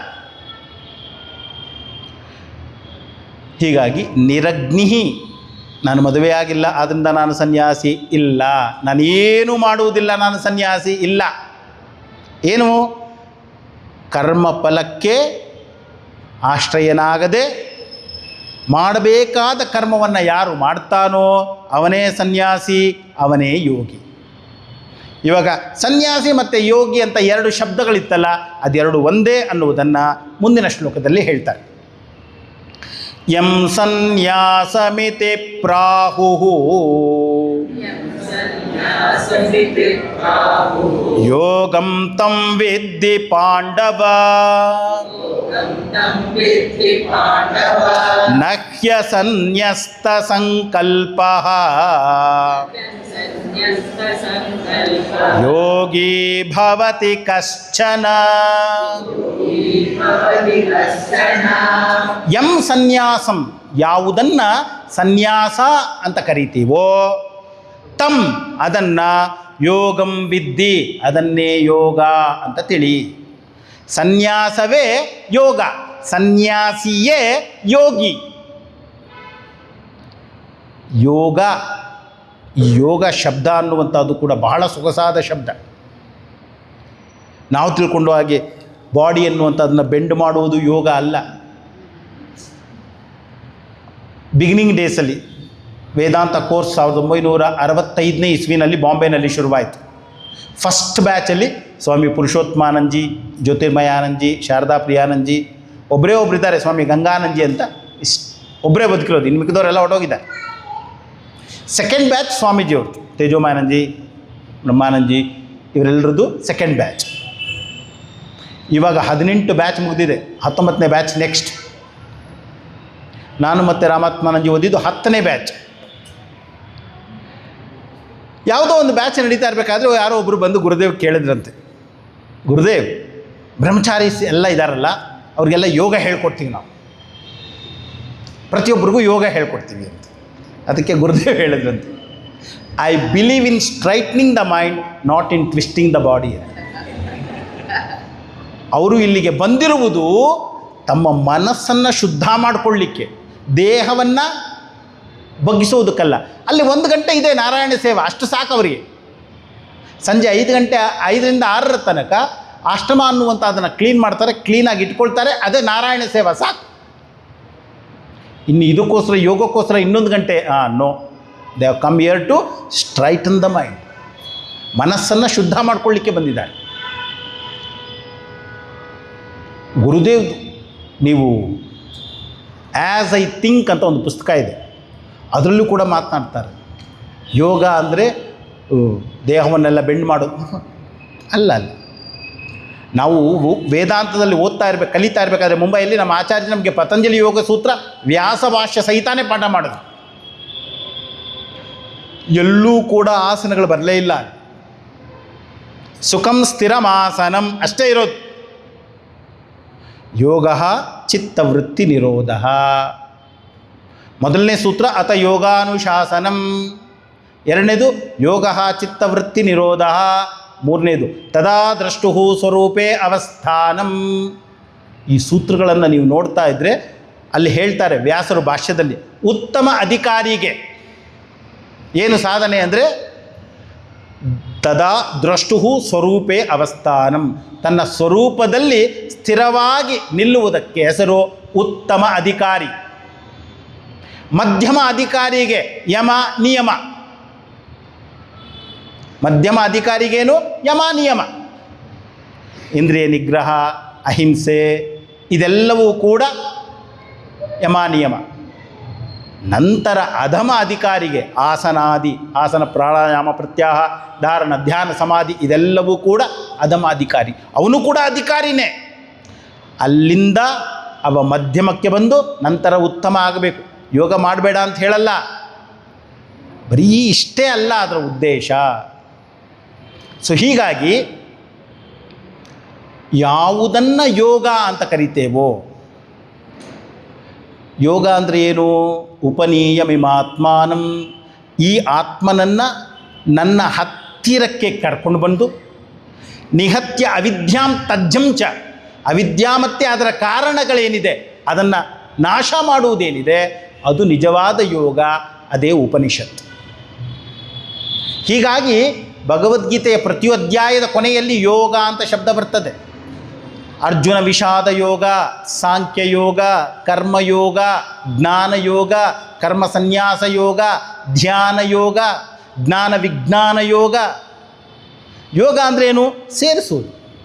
ಜ್ಞಾನ ವಿಜ್ಞಾನದ ಮುಖಾಂತರ ನನ್ನ ಹತ್ತಿರಕ್ಕೆ ನಾನು ಹೋಗುವುದು, ಧ್ಯಾನದ ಮುಖಾಂತರ ನನ್ನ ಹತ್ತಿರಕ್ಕೆ ನಾನು ಹೋಗುವುದು, ಕರ್ಮ ಸನ್ಯಾಸದ ಮುಖಾಂತರ ನನ್ನ ಹತ್ತಿರಕ್ಕೆ ನಾನು ಹೋಗುವುದು.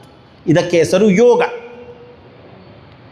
ಯಂ ಸನ್ಯಾಸಮಿತಿ, ಯಾವುದನ್ನು ಸನ್ಯಾಸ ಅಂತ ಕರಿತೀವೋ ಅದೇ ಯೋಗ. ಹೇ ಪಾಂಡವ, ಹೇ ಅರ್ಜುನ, ಅಸನ್ಯಸ್ತ ಸಂಕಲ್ಪ ಯೋಗಿ ನ ಭವತಿ ಕಶ್ಚನ. ಸನ್ಯಸ್ತ ಅಂದರೆ ಬಿಡುವುದು, ಸನ್ಯಾಸ ಅಂದರೆ ಬಿಡುವುದು, ಅಸನ್ಯಸ್ತ ಅಂದರೆ ಬಿಡದೇ ಇರುವುದು. ಏನನ್ನ? ಸಂಕಲ್ಪ.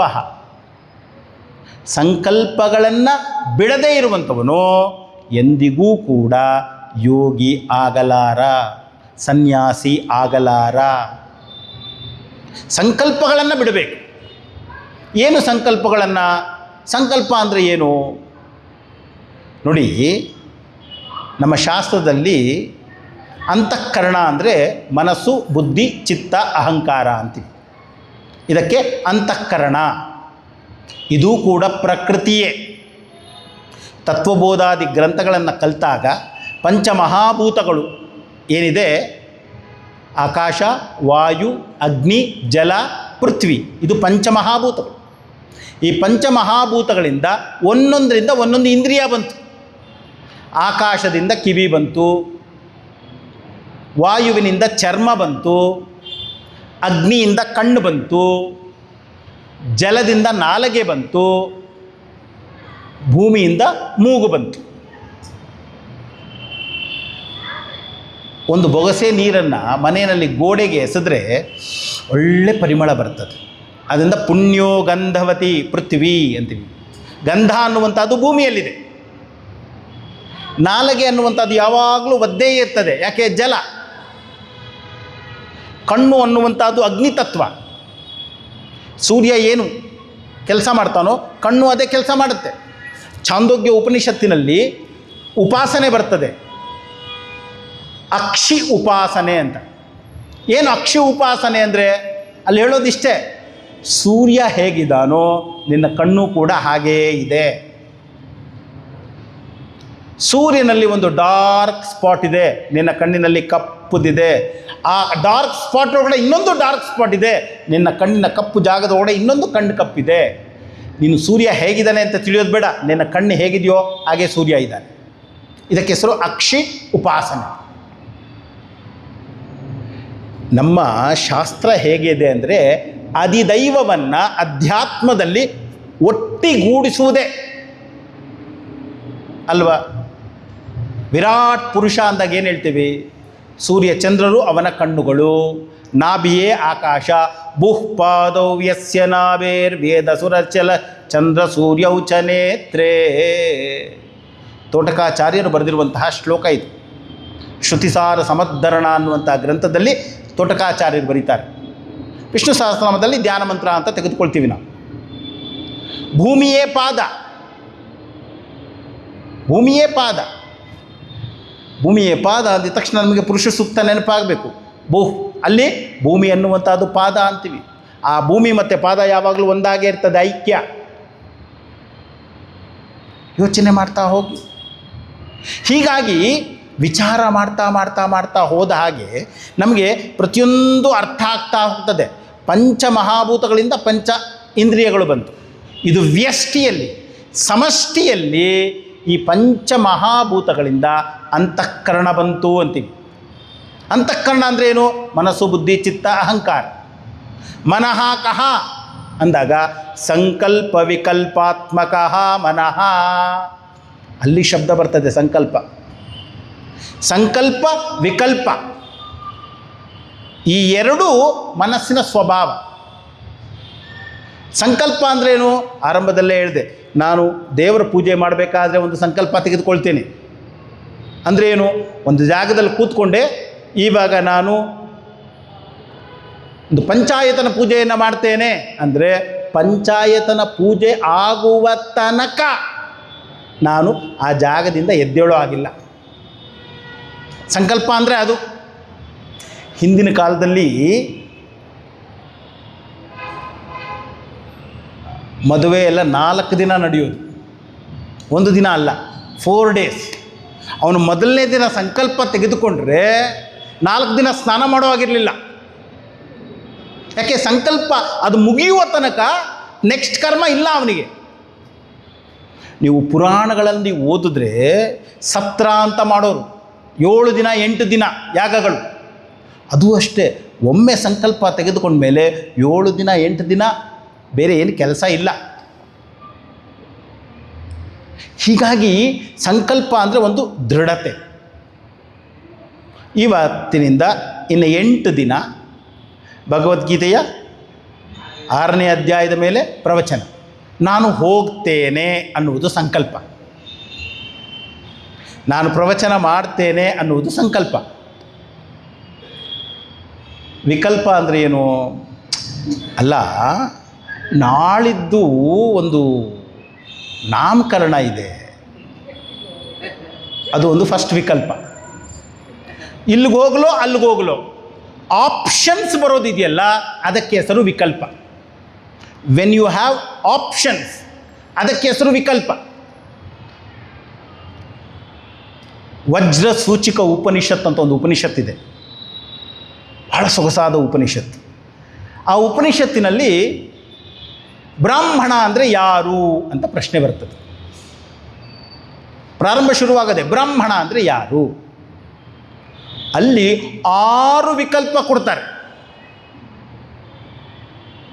ದೇಹ ಅನ್ನುವುದು ಬ್ರಾಹ್ಮಣವಾ ಅಂತ ಕೇಳ್ತಾರೆ, ಉಪನಿಷತ್ತೆ.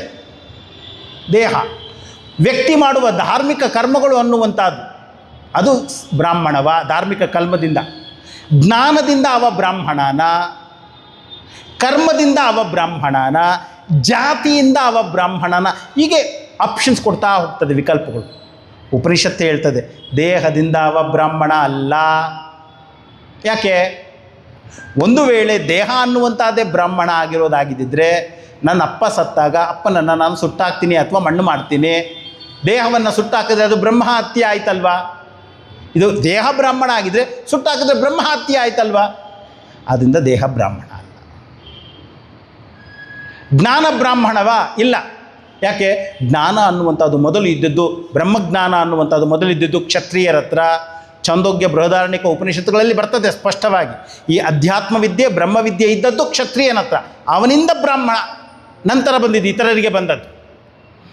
ನಾವು ಭಗವದ್ಗೀತೆಯಲ್ಲಿ ನೋಡ್ತೀವಲ್ಲ, ಇಮಂ ವಿವಸ್ವತೆ ಯೋಗಂ ಪ್ರೋಕ್ತಾವಾನಹಮವ್ಯಯಂ ವಿವಸ್ವಾನ್ ಮನವೇ ಪ್ರಾಹ ಮನುರಿಕ್ಷ್ವಾಕವಬ್ರವೀತ್ ಏವಂ ಪರಂಪರಾ ಪ್ರಾಪ್ತಂ ಇಮಂ ರಾಜರ್ಷಯೋ ವಿದುಹು.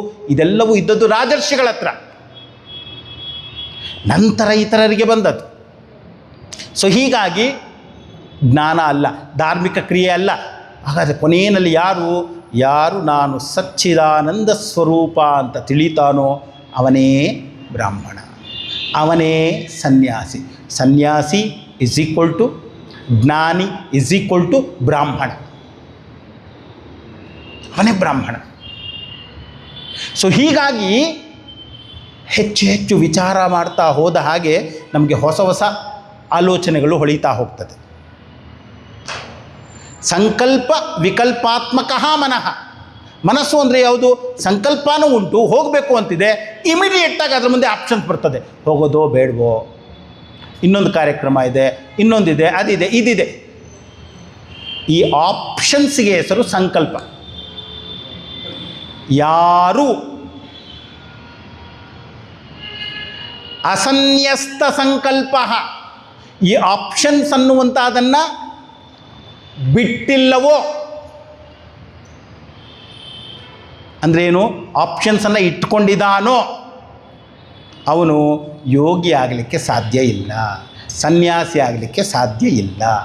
ಆಪ್ಷನ್ಸ್ ಇರಬಾರ್ದು, ಒಂದೇ ಇರಬೇಕು, ಒಂದೇ. ಸೊ ಸನ್ಯಾಸಿ ಅಂದರೆ ಯಾರು? ಅವನೇ ಯೋಗಿ. ಯಾರವನು? ಅವನಲ್ಲಿ ಆಪ್ಷನ್ಸ್ ಅನ್ನುವಂಥದ್ದು ಇಲ್ಲ. ಹೀಗಾಗಿ ನೀವು ಯಾವುದೇ ಪುರಾಣ ಓದಿದ್ರೆ ಅಧ್ಯಾತ್ಮದ ವೇದಾಂತದ ಜ್ಞಾನ ಅಲ್ಲಿ ಕಾಣಿಸ್ಬೇಕು ನಿಮಗೆ. ಪುರಾಣಗಳನ್ನು ಓದಿ, ನೀವು ಎಷ್ಟು ಬೇಕಾದರೂ ಪುರಾಣ ಓದಿ, ಫೈನಲ್ ಆಗೇನು? ಅದು ಪುರಾಣಾನಿ ವೇದಾರ್ಥ ಪ್ರತಿಪಾದಕಾನಿ, ಶಿವಪುರಾಣದಲ್ಲಿ ಬರ್ತದೆ. ಯಾವುದು ಪುರಾಣಗಳು? ಈ ಜ್ಞಾನವನ್ನು ಬೋಧಿಸುವಂಥದ್ದೇ ಪುರಾಣಗಳು. ನೀವು ಸಿಂಪಲ್ ಒಂದು ರಾಮಾಯಣ ಅಂತ ತೆಗೆದುಕೊಂಡ್ರೆ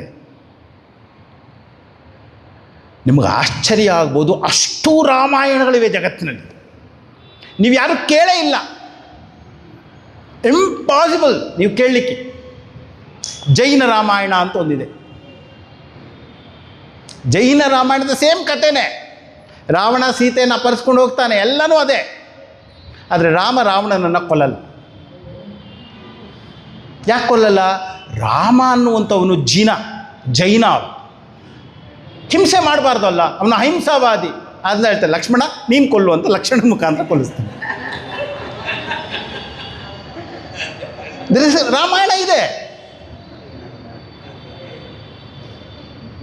ಆನಂದ ರಾಮಾಯಣ ಅಂತ ಬರ್ತದೆ. ಆನಂದ ರಾಮಾಯಣ ಬಹಳ ಸೊಗಸಾಗಿದೆ. 12,000 ಶ್ಲೋಕಗಳಿದೆ. ನಾನೇ 3 ಸತಿ ಯಜ್ಞ ಮಾಡಿದ್ದೀನಿ ಆನಂದ ರಾಮಾಯಣದ ಮೇಲೆ. ಅಷ್ಟು ಸೊಗಸಾಗಿದೆ ಆನಂದ ರಾಮಾಯಣ.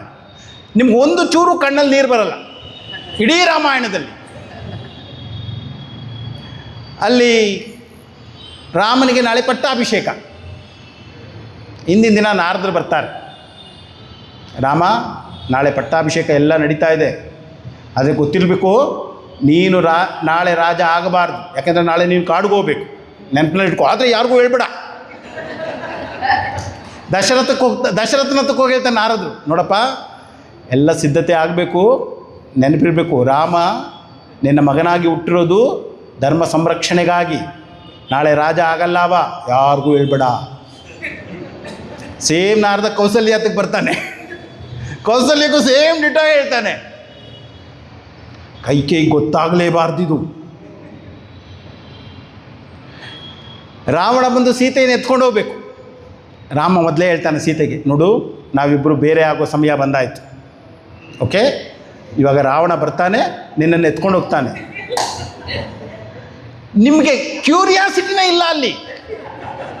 ಇಡೀ ಆನಂದ ರಾಮಾಯಣ ಅದು 4,000 ಶ್ಲೋಕದಲ್ಲಿ ಮುಗಿದೋಗುತ್ತೆ. ಒಟ್ಟು 12,000 ಶ್ಲೋಕ ಇರೋದು. ಮೊದಲನೇದು ಸಾರಕಾಂಡ, ಅದರಲ್ಲೇ ಮುಗಿದೋಗುತ್ತೆ.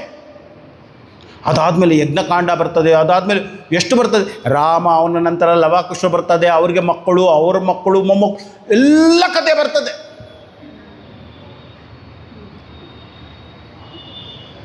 ರಾಮ ರಕ್ಷಾ ಸ್ತೋತ್ರ ಅಂತ ಹೇಳ್ತೀವಲ್ಲ, ಅದು ಬರೋದು ಆನಂದ ರಾಮಾಯಣದಲ್ಲೇ.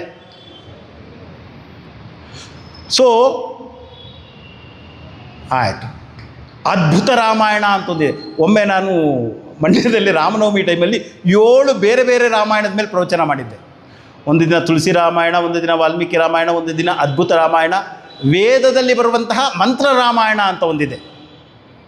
ಆನಂದ ರಾಮಾಯಣ, ಅದ್ಭುತ ರಾಮಾಯಣ.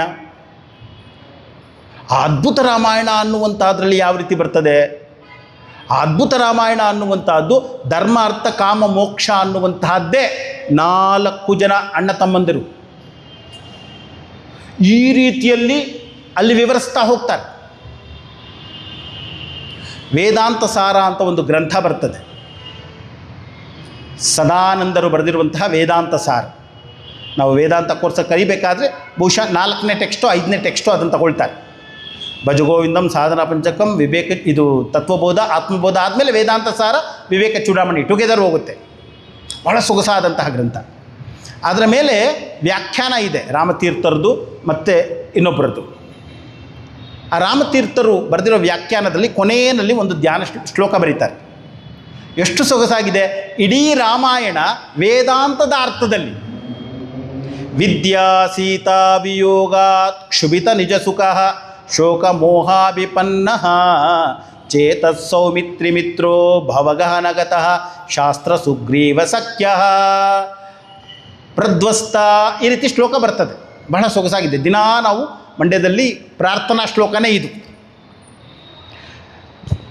ವಿದ್ಯಾ ಸೀತಾ ವಿಯೋಗಾತ್, ಬ್ರಹ್ಮವಿದ್ಯೆ ಆತ್ಮವಿದ್ಯೆ ಅನ್ನುವಂತಹ ಸೀತೆಯಿಂದ ವಿಯೋಗವಾದಂತಹ ರಾಮ, ವಿದ್ಯಾಸೀತ ವಿಯೋಗ ಕ್ಷುಭಿತ ನಿಜ ಸುಖ, ತನ್ನ ನಿಜ ಸುಖದಿಂದ ಅವ ಕೆಳಗೆ ಬಿದ್ದುಬಿಟ್ಟ, ಕಳ್ಕೊಂಬಿಟ್ಟ. ಶೋಕ ಮೋಹಾಭಿಪನ್ನ, ಶೋಕ ಮೋಹ ಅನ್ನುವಂಥದ್ದನ್ನು ಪಡೆದ. ಚೇತಸ್ ಸೌಮಿತ್ರಿ ಮಿತ್ರ, ಚೇತಸ್ ಮನಸ್ಸು ಅನ್ನುವಂತಹ ಸೌಮಿತ್ರಿ, ಲಕ್ಷ್ಮಣನನ್ನು ಮಿತ್ರನನ್ನಾಗಿ ಮಾಡಿಕೊಂಡು, ಭವಗಹನ ಈ ಸಂಸಾರ ಅನ್ನುವಂತಹ ದಟ್ಟವಾದಂತಹ ಕಾಡನ್ನು ಪ್ರವೇಶ ಮಾಡಿ ಶಾಸ್ತ್ರ ಅನ್ನುವಂತಹ ಸುಗ್ರೀವ ಅನ್ನುವಂಥವನನ್ನು ಸ್ನೇಹಿತನನ್ನಾಗಿ ಮಾಡಿಕೊಂಡ. ಶಾಸ್ತ್ರ ಸುಗ್ರೀವ ಸಖ್ಯ ಹತ್ವಾ ದೈನ್ಯವಾಲಿಂ, ದೀನತನೆ ಅನ್ನುವಂತಹ ವಾಲಿ ಅನ್ನುವಂತಹ ಅದನ್ನು ಸಂಹಾರ ಮಾಡಿ, ಕಾಮ ಅನ್ನುವಂತಹ ಸಮುದ್ರಕ್ಕೆ ಧೈರ್ಯ ಅನ್ನುವಂತಹ ಸೇತುವೆಯನ್ನು ಕಟ್ಟಿ, ಅಜ್ಞಾನ ಅನ್ನುವಂತಹ ರಾವಣನನ್ನು ಸಂಹಾರ ಮಾಡಿ, ತನ್ನ ಆತ್ಮಸ್ವರೂಪ ಬ್ರಹ್ಮವಿದ್ಯೆ ಅನ್ನುವಂತಹ ಸೀತೆಯನ್ನು ರಾಮ ಮತ್ತೆ ಪಡೆದುಕೊಂಡ. ಇದೇ ರಾಮಾಯಣ. ಅಂದರೆ ಏನು? ನಾನು ನನ್ನ ನಿಜ ಸ್ವರೂಪವಾದ ಬ್ರಹ್ಮವಿದ್ಯೆಯನ್ನು ಮರೆಯುವುದು, ಸೀತೆಯನ್ನು ಕಳೆದುಕೊಳ್ಳೋದು ಅಂತ. ನಂತರ ಧೈರ್ಯವಾಗಿ ಅಜ್ಞಾನ ಅಂದರೆ ಏನು? ರಾವಣ, ಅವನನ್ನು ಕೊಂದರೆ ನನ್ನ ನಿಜ ಸ್ವರೂಪ ನನಗೆ ಸಿಕ್ತು. ಇದೇ ರಾಮಾಯಣ. ಹೀಗಾಗಿ ಒಂದೊಂದು ಗ್ರಂಥ ಅನ್ನುವಂಥದ್ದು ನೀವು ವಿಚಾರ ಮಾಡ್ತಾ ಮಾಡ್ತಾ ಮಾಡ್ತಾ ಹೋದ ಹಾಗೆ ಹೊಸ ಹೊಸ ಅರ್ಥಗಳು ಅಂತ ಕೊಡ್ತಾ ಹೋಗ್ತದೆ. ಸನ್ಯಾಸ ಅಂದರೆ ಏನು? ಜ್ಞಾನಿ. ಜ್ಞಾನಿ ಅಂದರೆ ಯಾರು? ಅವನೇ ಯೋಗಿ. ನಂತರ ಮತ್ತೆ ಮುಂದುವರಿಸ್ತಾರೆ, ನಾನು ಸನ್ಯಾಸಿಯ ಮಾರ್ಗದಲ್ಲಿ, ಜ್ಞಾನದ ಮಾರ್ಗದಲ್ಲಿ ಮಾರ್ಗದಲ್ಲಿರಬೇಕಾದ್ರೆ ಏನು ನನಗೆ ಸಾಧನೆ, ಆ ಮಾರ್ಗದಲ್ಲಿ ನಾನು ಯಶಸ್ಸನ್ನು ಕಂಡ ಮೇಲೆ ನನ್ನ ಬದುಕು ಯಾವ ರೀತಿ. 3ನೇ ಶ್ಲೋಕ. ಆರುರುಕ್ಷೋರ್ಮುನೇರ್ಯೋಗಂ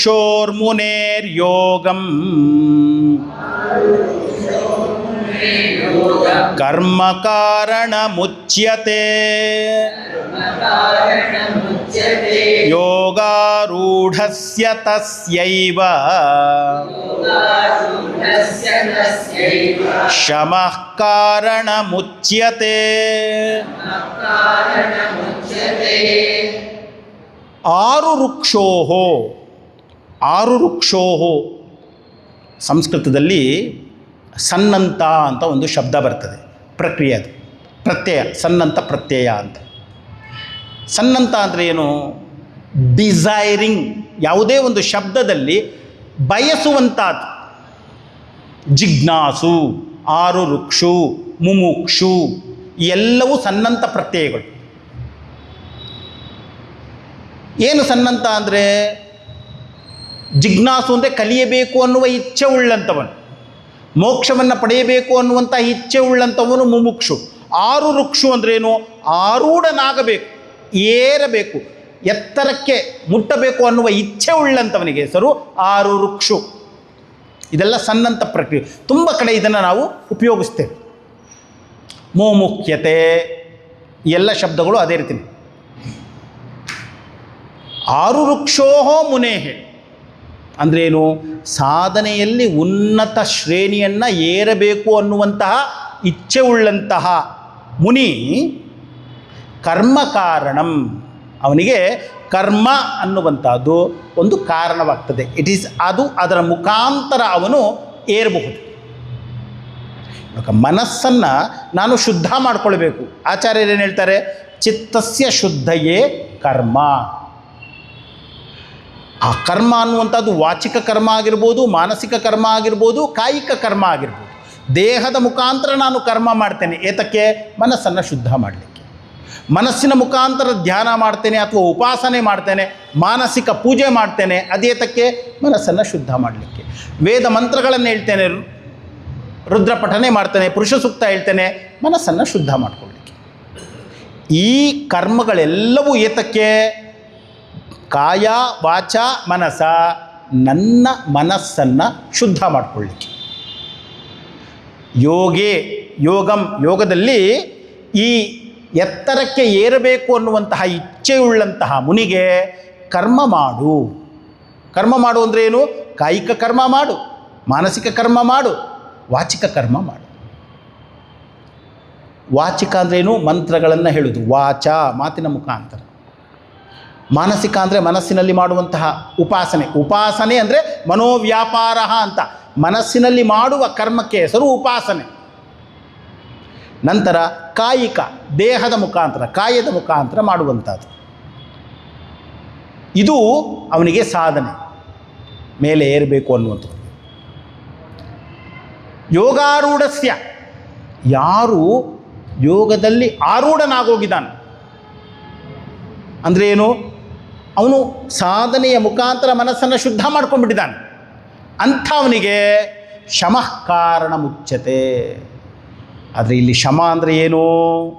ಶಮ ಅಂದರೆ ಸಂಕಲ್ಪಗಳನ್ನು ತ್ಯಾಗ ಮಾಡೋದು.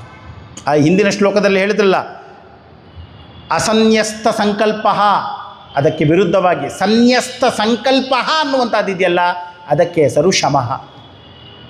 ಅಂದರೆ ಏನು? ಎಲ್ಲ ಸಂಕಲ್ಪಗಳು ಅನ್ನುವಂಥದ್ದು ಯಾರಲ್ಲಿ ಇಲ್ಲವಾಗ್ತದೋ ಅವನಿಗೆ ಹೆಸರು, ಅದಕ್ಕೆ ಹೆಸರು ಶಮ. ಆ ಸಾಧನೆ ಮಾಡುವಂಥದ್ದು ಯೋಗಾರೂಢನ ಕೆಲಸ. ಆದರೆ ಮಾರ್ಗದಲ್ಲಿರುವಂಥವನು ಎಲ್ಲ ರೀತಿಯ ಕರ್ಮಗಳು ಅನ್ನುವಂಥದ್ದನ್ನು ಮಾಡಬೇಕು. ಏತಕ್ಕೆ? ಮನಸ್ಸಿನ ಶುದ್ಧತೆಗಾಗಿ. ಮನಸ್ಸಿನ ಶುದ್ಧತೆಗಾಗಿ ಕರ್ಮ ಮಾಡು. ದಿನಾ ಶ್ಲೋಕ ಇದೆಯೋ ಹೇಳು, ಒಂದಷ್ಟು ಪಾರಾಯಣ ಮಾಡಬೇಕು, ಮಾಡು. ಇದು ಹೇಗೆ ಅಂದರೆ, ಸ್ವಾಮೀಜಿ ಎಷ್ಟು ದಿನ ಸ್ವಾಮೀಜಿ ಇದು ಎಷ್ಟು ದಿನ ಅಂತ ಮಾಡೋದು? ಪತಂಜಲಿ ಯೋಗ ಸೂತ್ರದಲ್ಲಿ ವ್ಯಾಸ ಭಾಷ್ಯ ಉಂಟು. ಆ ವ್ಯಾಸ ಭಾಷ್ಯದಲ್ಲಿ ಒಂದು ಕಡೆ ಬರ್ತದೆ, ಪೂರ್ವ ಪಕ್ಷಿ ಯೋಗ ಮಾಡ್ತಾ ಇರುವಂಥವನೇ ಒಬ್ಬ ವಿದ್ಯಾರ್ಥಿ ಪ್ರಶ್ನೆ ಕೇಳ್ತಾನೆ, ನೀವು ಹೇಳಿದ್ರಲ್ಲ ಅಲ್ಲಿಗೆ ಹೋಗಬೇಕು ಅಂತ, ಅಲ್ಲಿಗೆ ತಲುಪಿದ ಮೇಲೆ ಮುಂದೆ ಏನು ಅಂತ ಕೇಳ್ತಾರೆ. ಅದಕ್ಕೆ ವ್ಯಾಸರು ಭಾಷ್ಯದಲ್ಲಿ ಹೇಳ್ತಾರೆ, ಅಲ್ಲಿಗೆ ಹೋಗು, ಮುಂದೇನು ಅಂತ ಅಲ್ಲಿಗೆ ಹೋದ್ಮೇಲೆ ನಿಂಗೆ ಗೊತ್ತಾಗತ್ತೆ ಅಷ್ಟೇ. ಅದೇ ರೀತಿಯೇ ಪೂಜೆ ಮಾಡಬೇಕು, ಮಾಡು. ಒಂದಷ್ಟು ಸಮಯ ಮಾಡಿದ್ಮೇಲೆ ಮನಸ್ಸು ಹೇಳ್ತದೆ, ಇವಾಗ ಯಾವುದಾದ್ರೂ ಒಂದು ಗ್ರಂಥ ಅಧ್ಯಯನ ಮಾಡು. ಆವಾಗ ಆ ಪೂಜೆ ಮಾಡುವ ಸಮಯ ಗ್ರಂಥಾಧ್ಯಯನಕ್ಕೆ ಮೀಸಲಾಗ್ತದೆ. ಮೊದಲು ಹೇಳ್ತಾರೆ ವೇದಗಳನ್ನು ಓದಬೇಕಂತೆ, ಕಲಿಬೇಕಂತೆ. ಕಲಿತು ಕಲಿತು ಕಲಿತು ಕಲಿತು ಬೋರ್ ಆಗೋ ಟೈಮ್ಗೆ ಹೇಳ್ತಾರೆ ವೇದಗಳ ಅರ್ಥವನ್ನು ತಿಳಿದುಕೋ ಅಂತ. ವೇದಗಳ ಅರ್ಥ ಎಲ್ಲ ತಿಳ್ಕೊಂಡಾದಮೇಲೆ ಯಾರಿಗಾದರೂ ಉಪದೇಶ ಮಾಡು, ಯಾರಿಗಾದರೂ ಹೇಳ್ಕೊಡು, ನೀನು ಕಲ್ತಿರೋವಂಥದ್ದನ್ನು ಹೇಳ್ಕೊಡು. ಮುಂದೆ ಏನು ಮಾಡಬೇಕು ಅಂತಿಲ್ಲ, ಇದೇ ಅಲ್ಲಿಗೆ ಹೋಗಿದ ತಕ್ಷಣ ನೀನು ಅದೇ ಕೆಲಸನೇ ಮಾಡೋದು, ಬೇರೆ ದಾರಿನೇ ಇಲ್ಲ. ಹೀಗಾಗಿ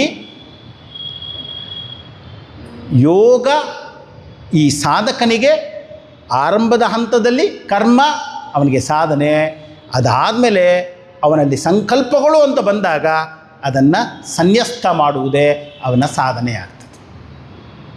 ಅದಾದ ಮೇಲೆ ಬಹಳ ಸೊಗಸಾಗಿರುವಂತಹ ಶ್ಲೋಕಗಳು ಅನ್ನುವಂಥದ್ದು ಬರ್ತದೆ. ಅದನ್ನು ನಾವು ನಾಳೆಯಿಂದ ಮುಂದುವರಿಸುವ.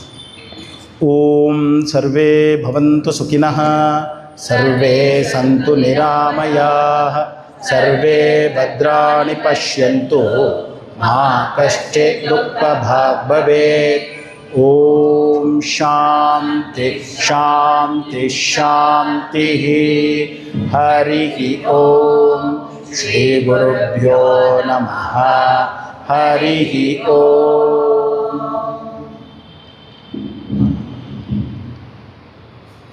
ಹರಿ ಓಂ. ಪೂಜ್ಯ ಸ್ವಾಮೀಜಿಯವರು ಬಹಳ ಒಳ್ಳೆಯ ವಿಚಾರಗಳನ್ನು ತಿಳಿಸ್ತಾ ಇದ್ದಾರೆ.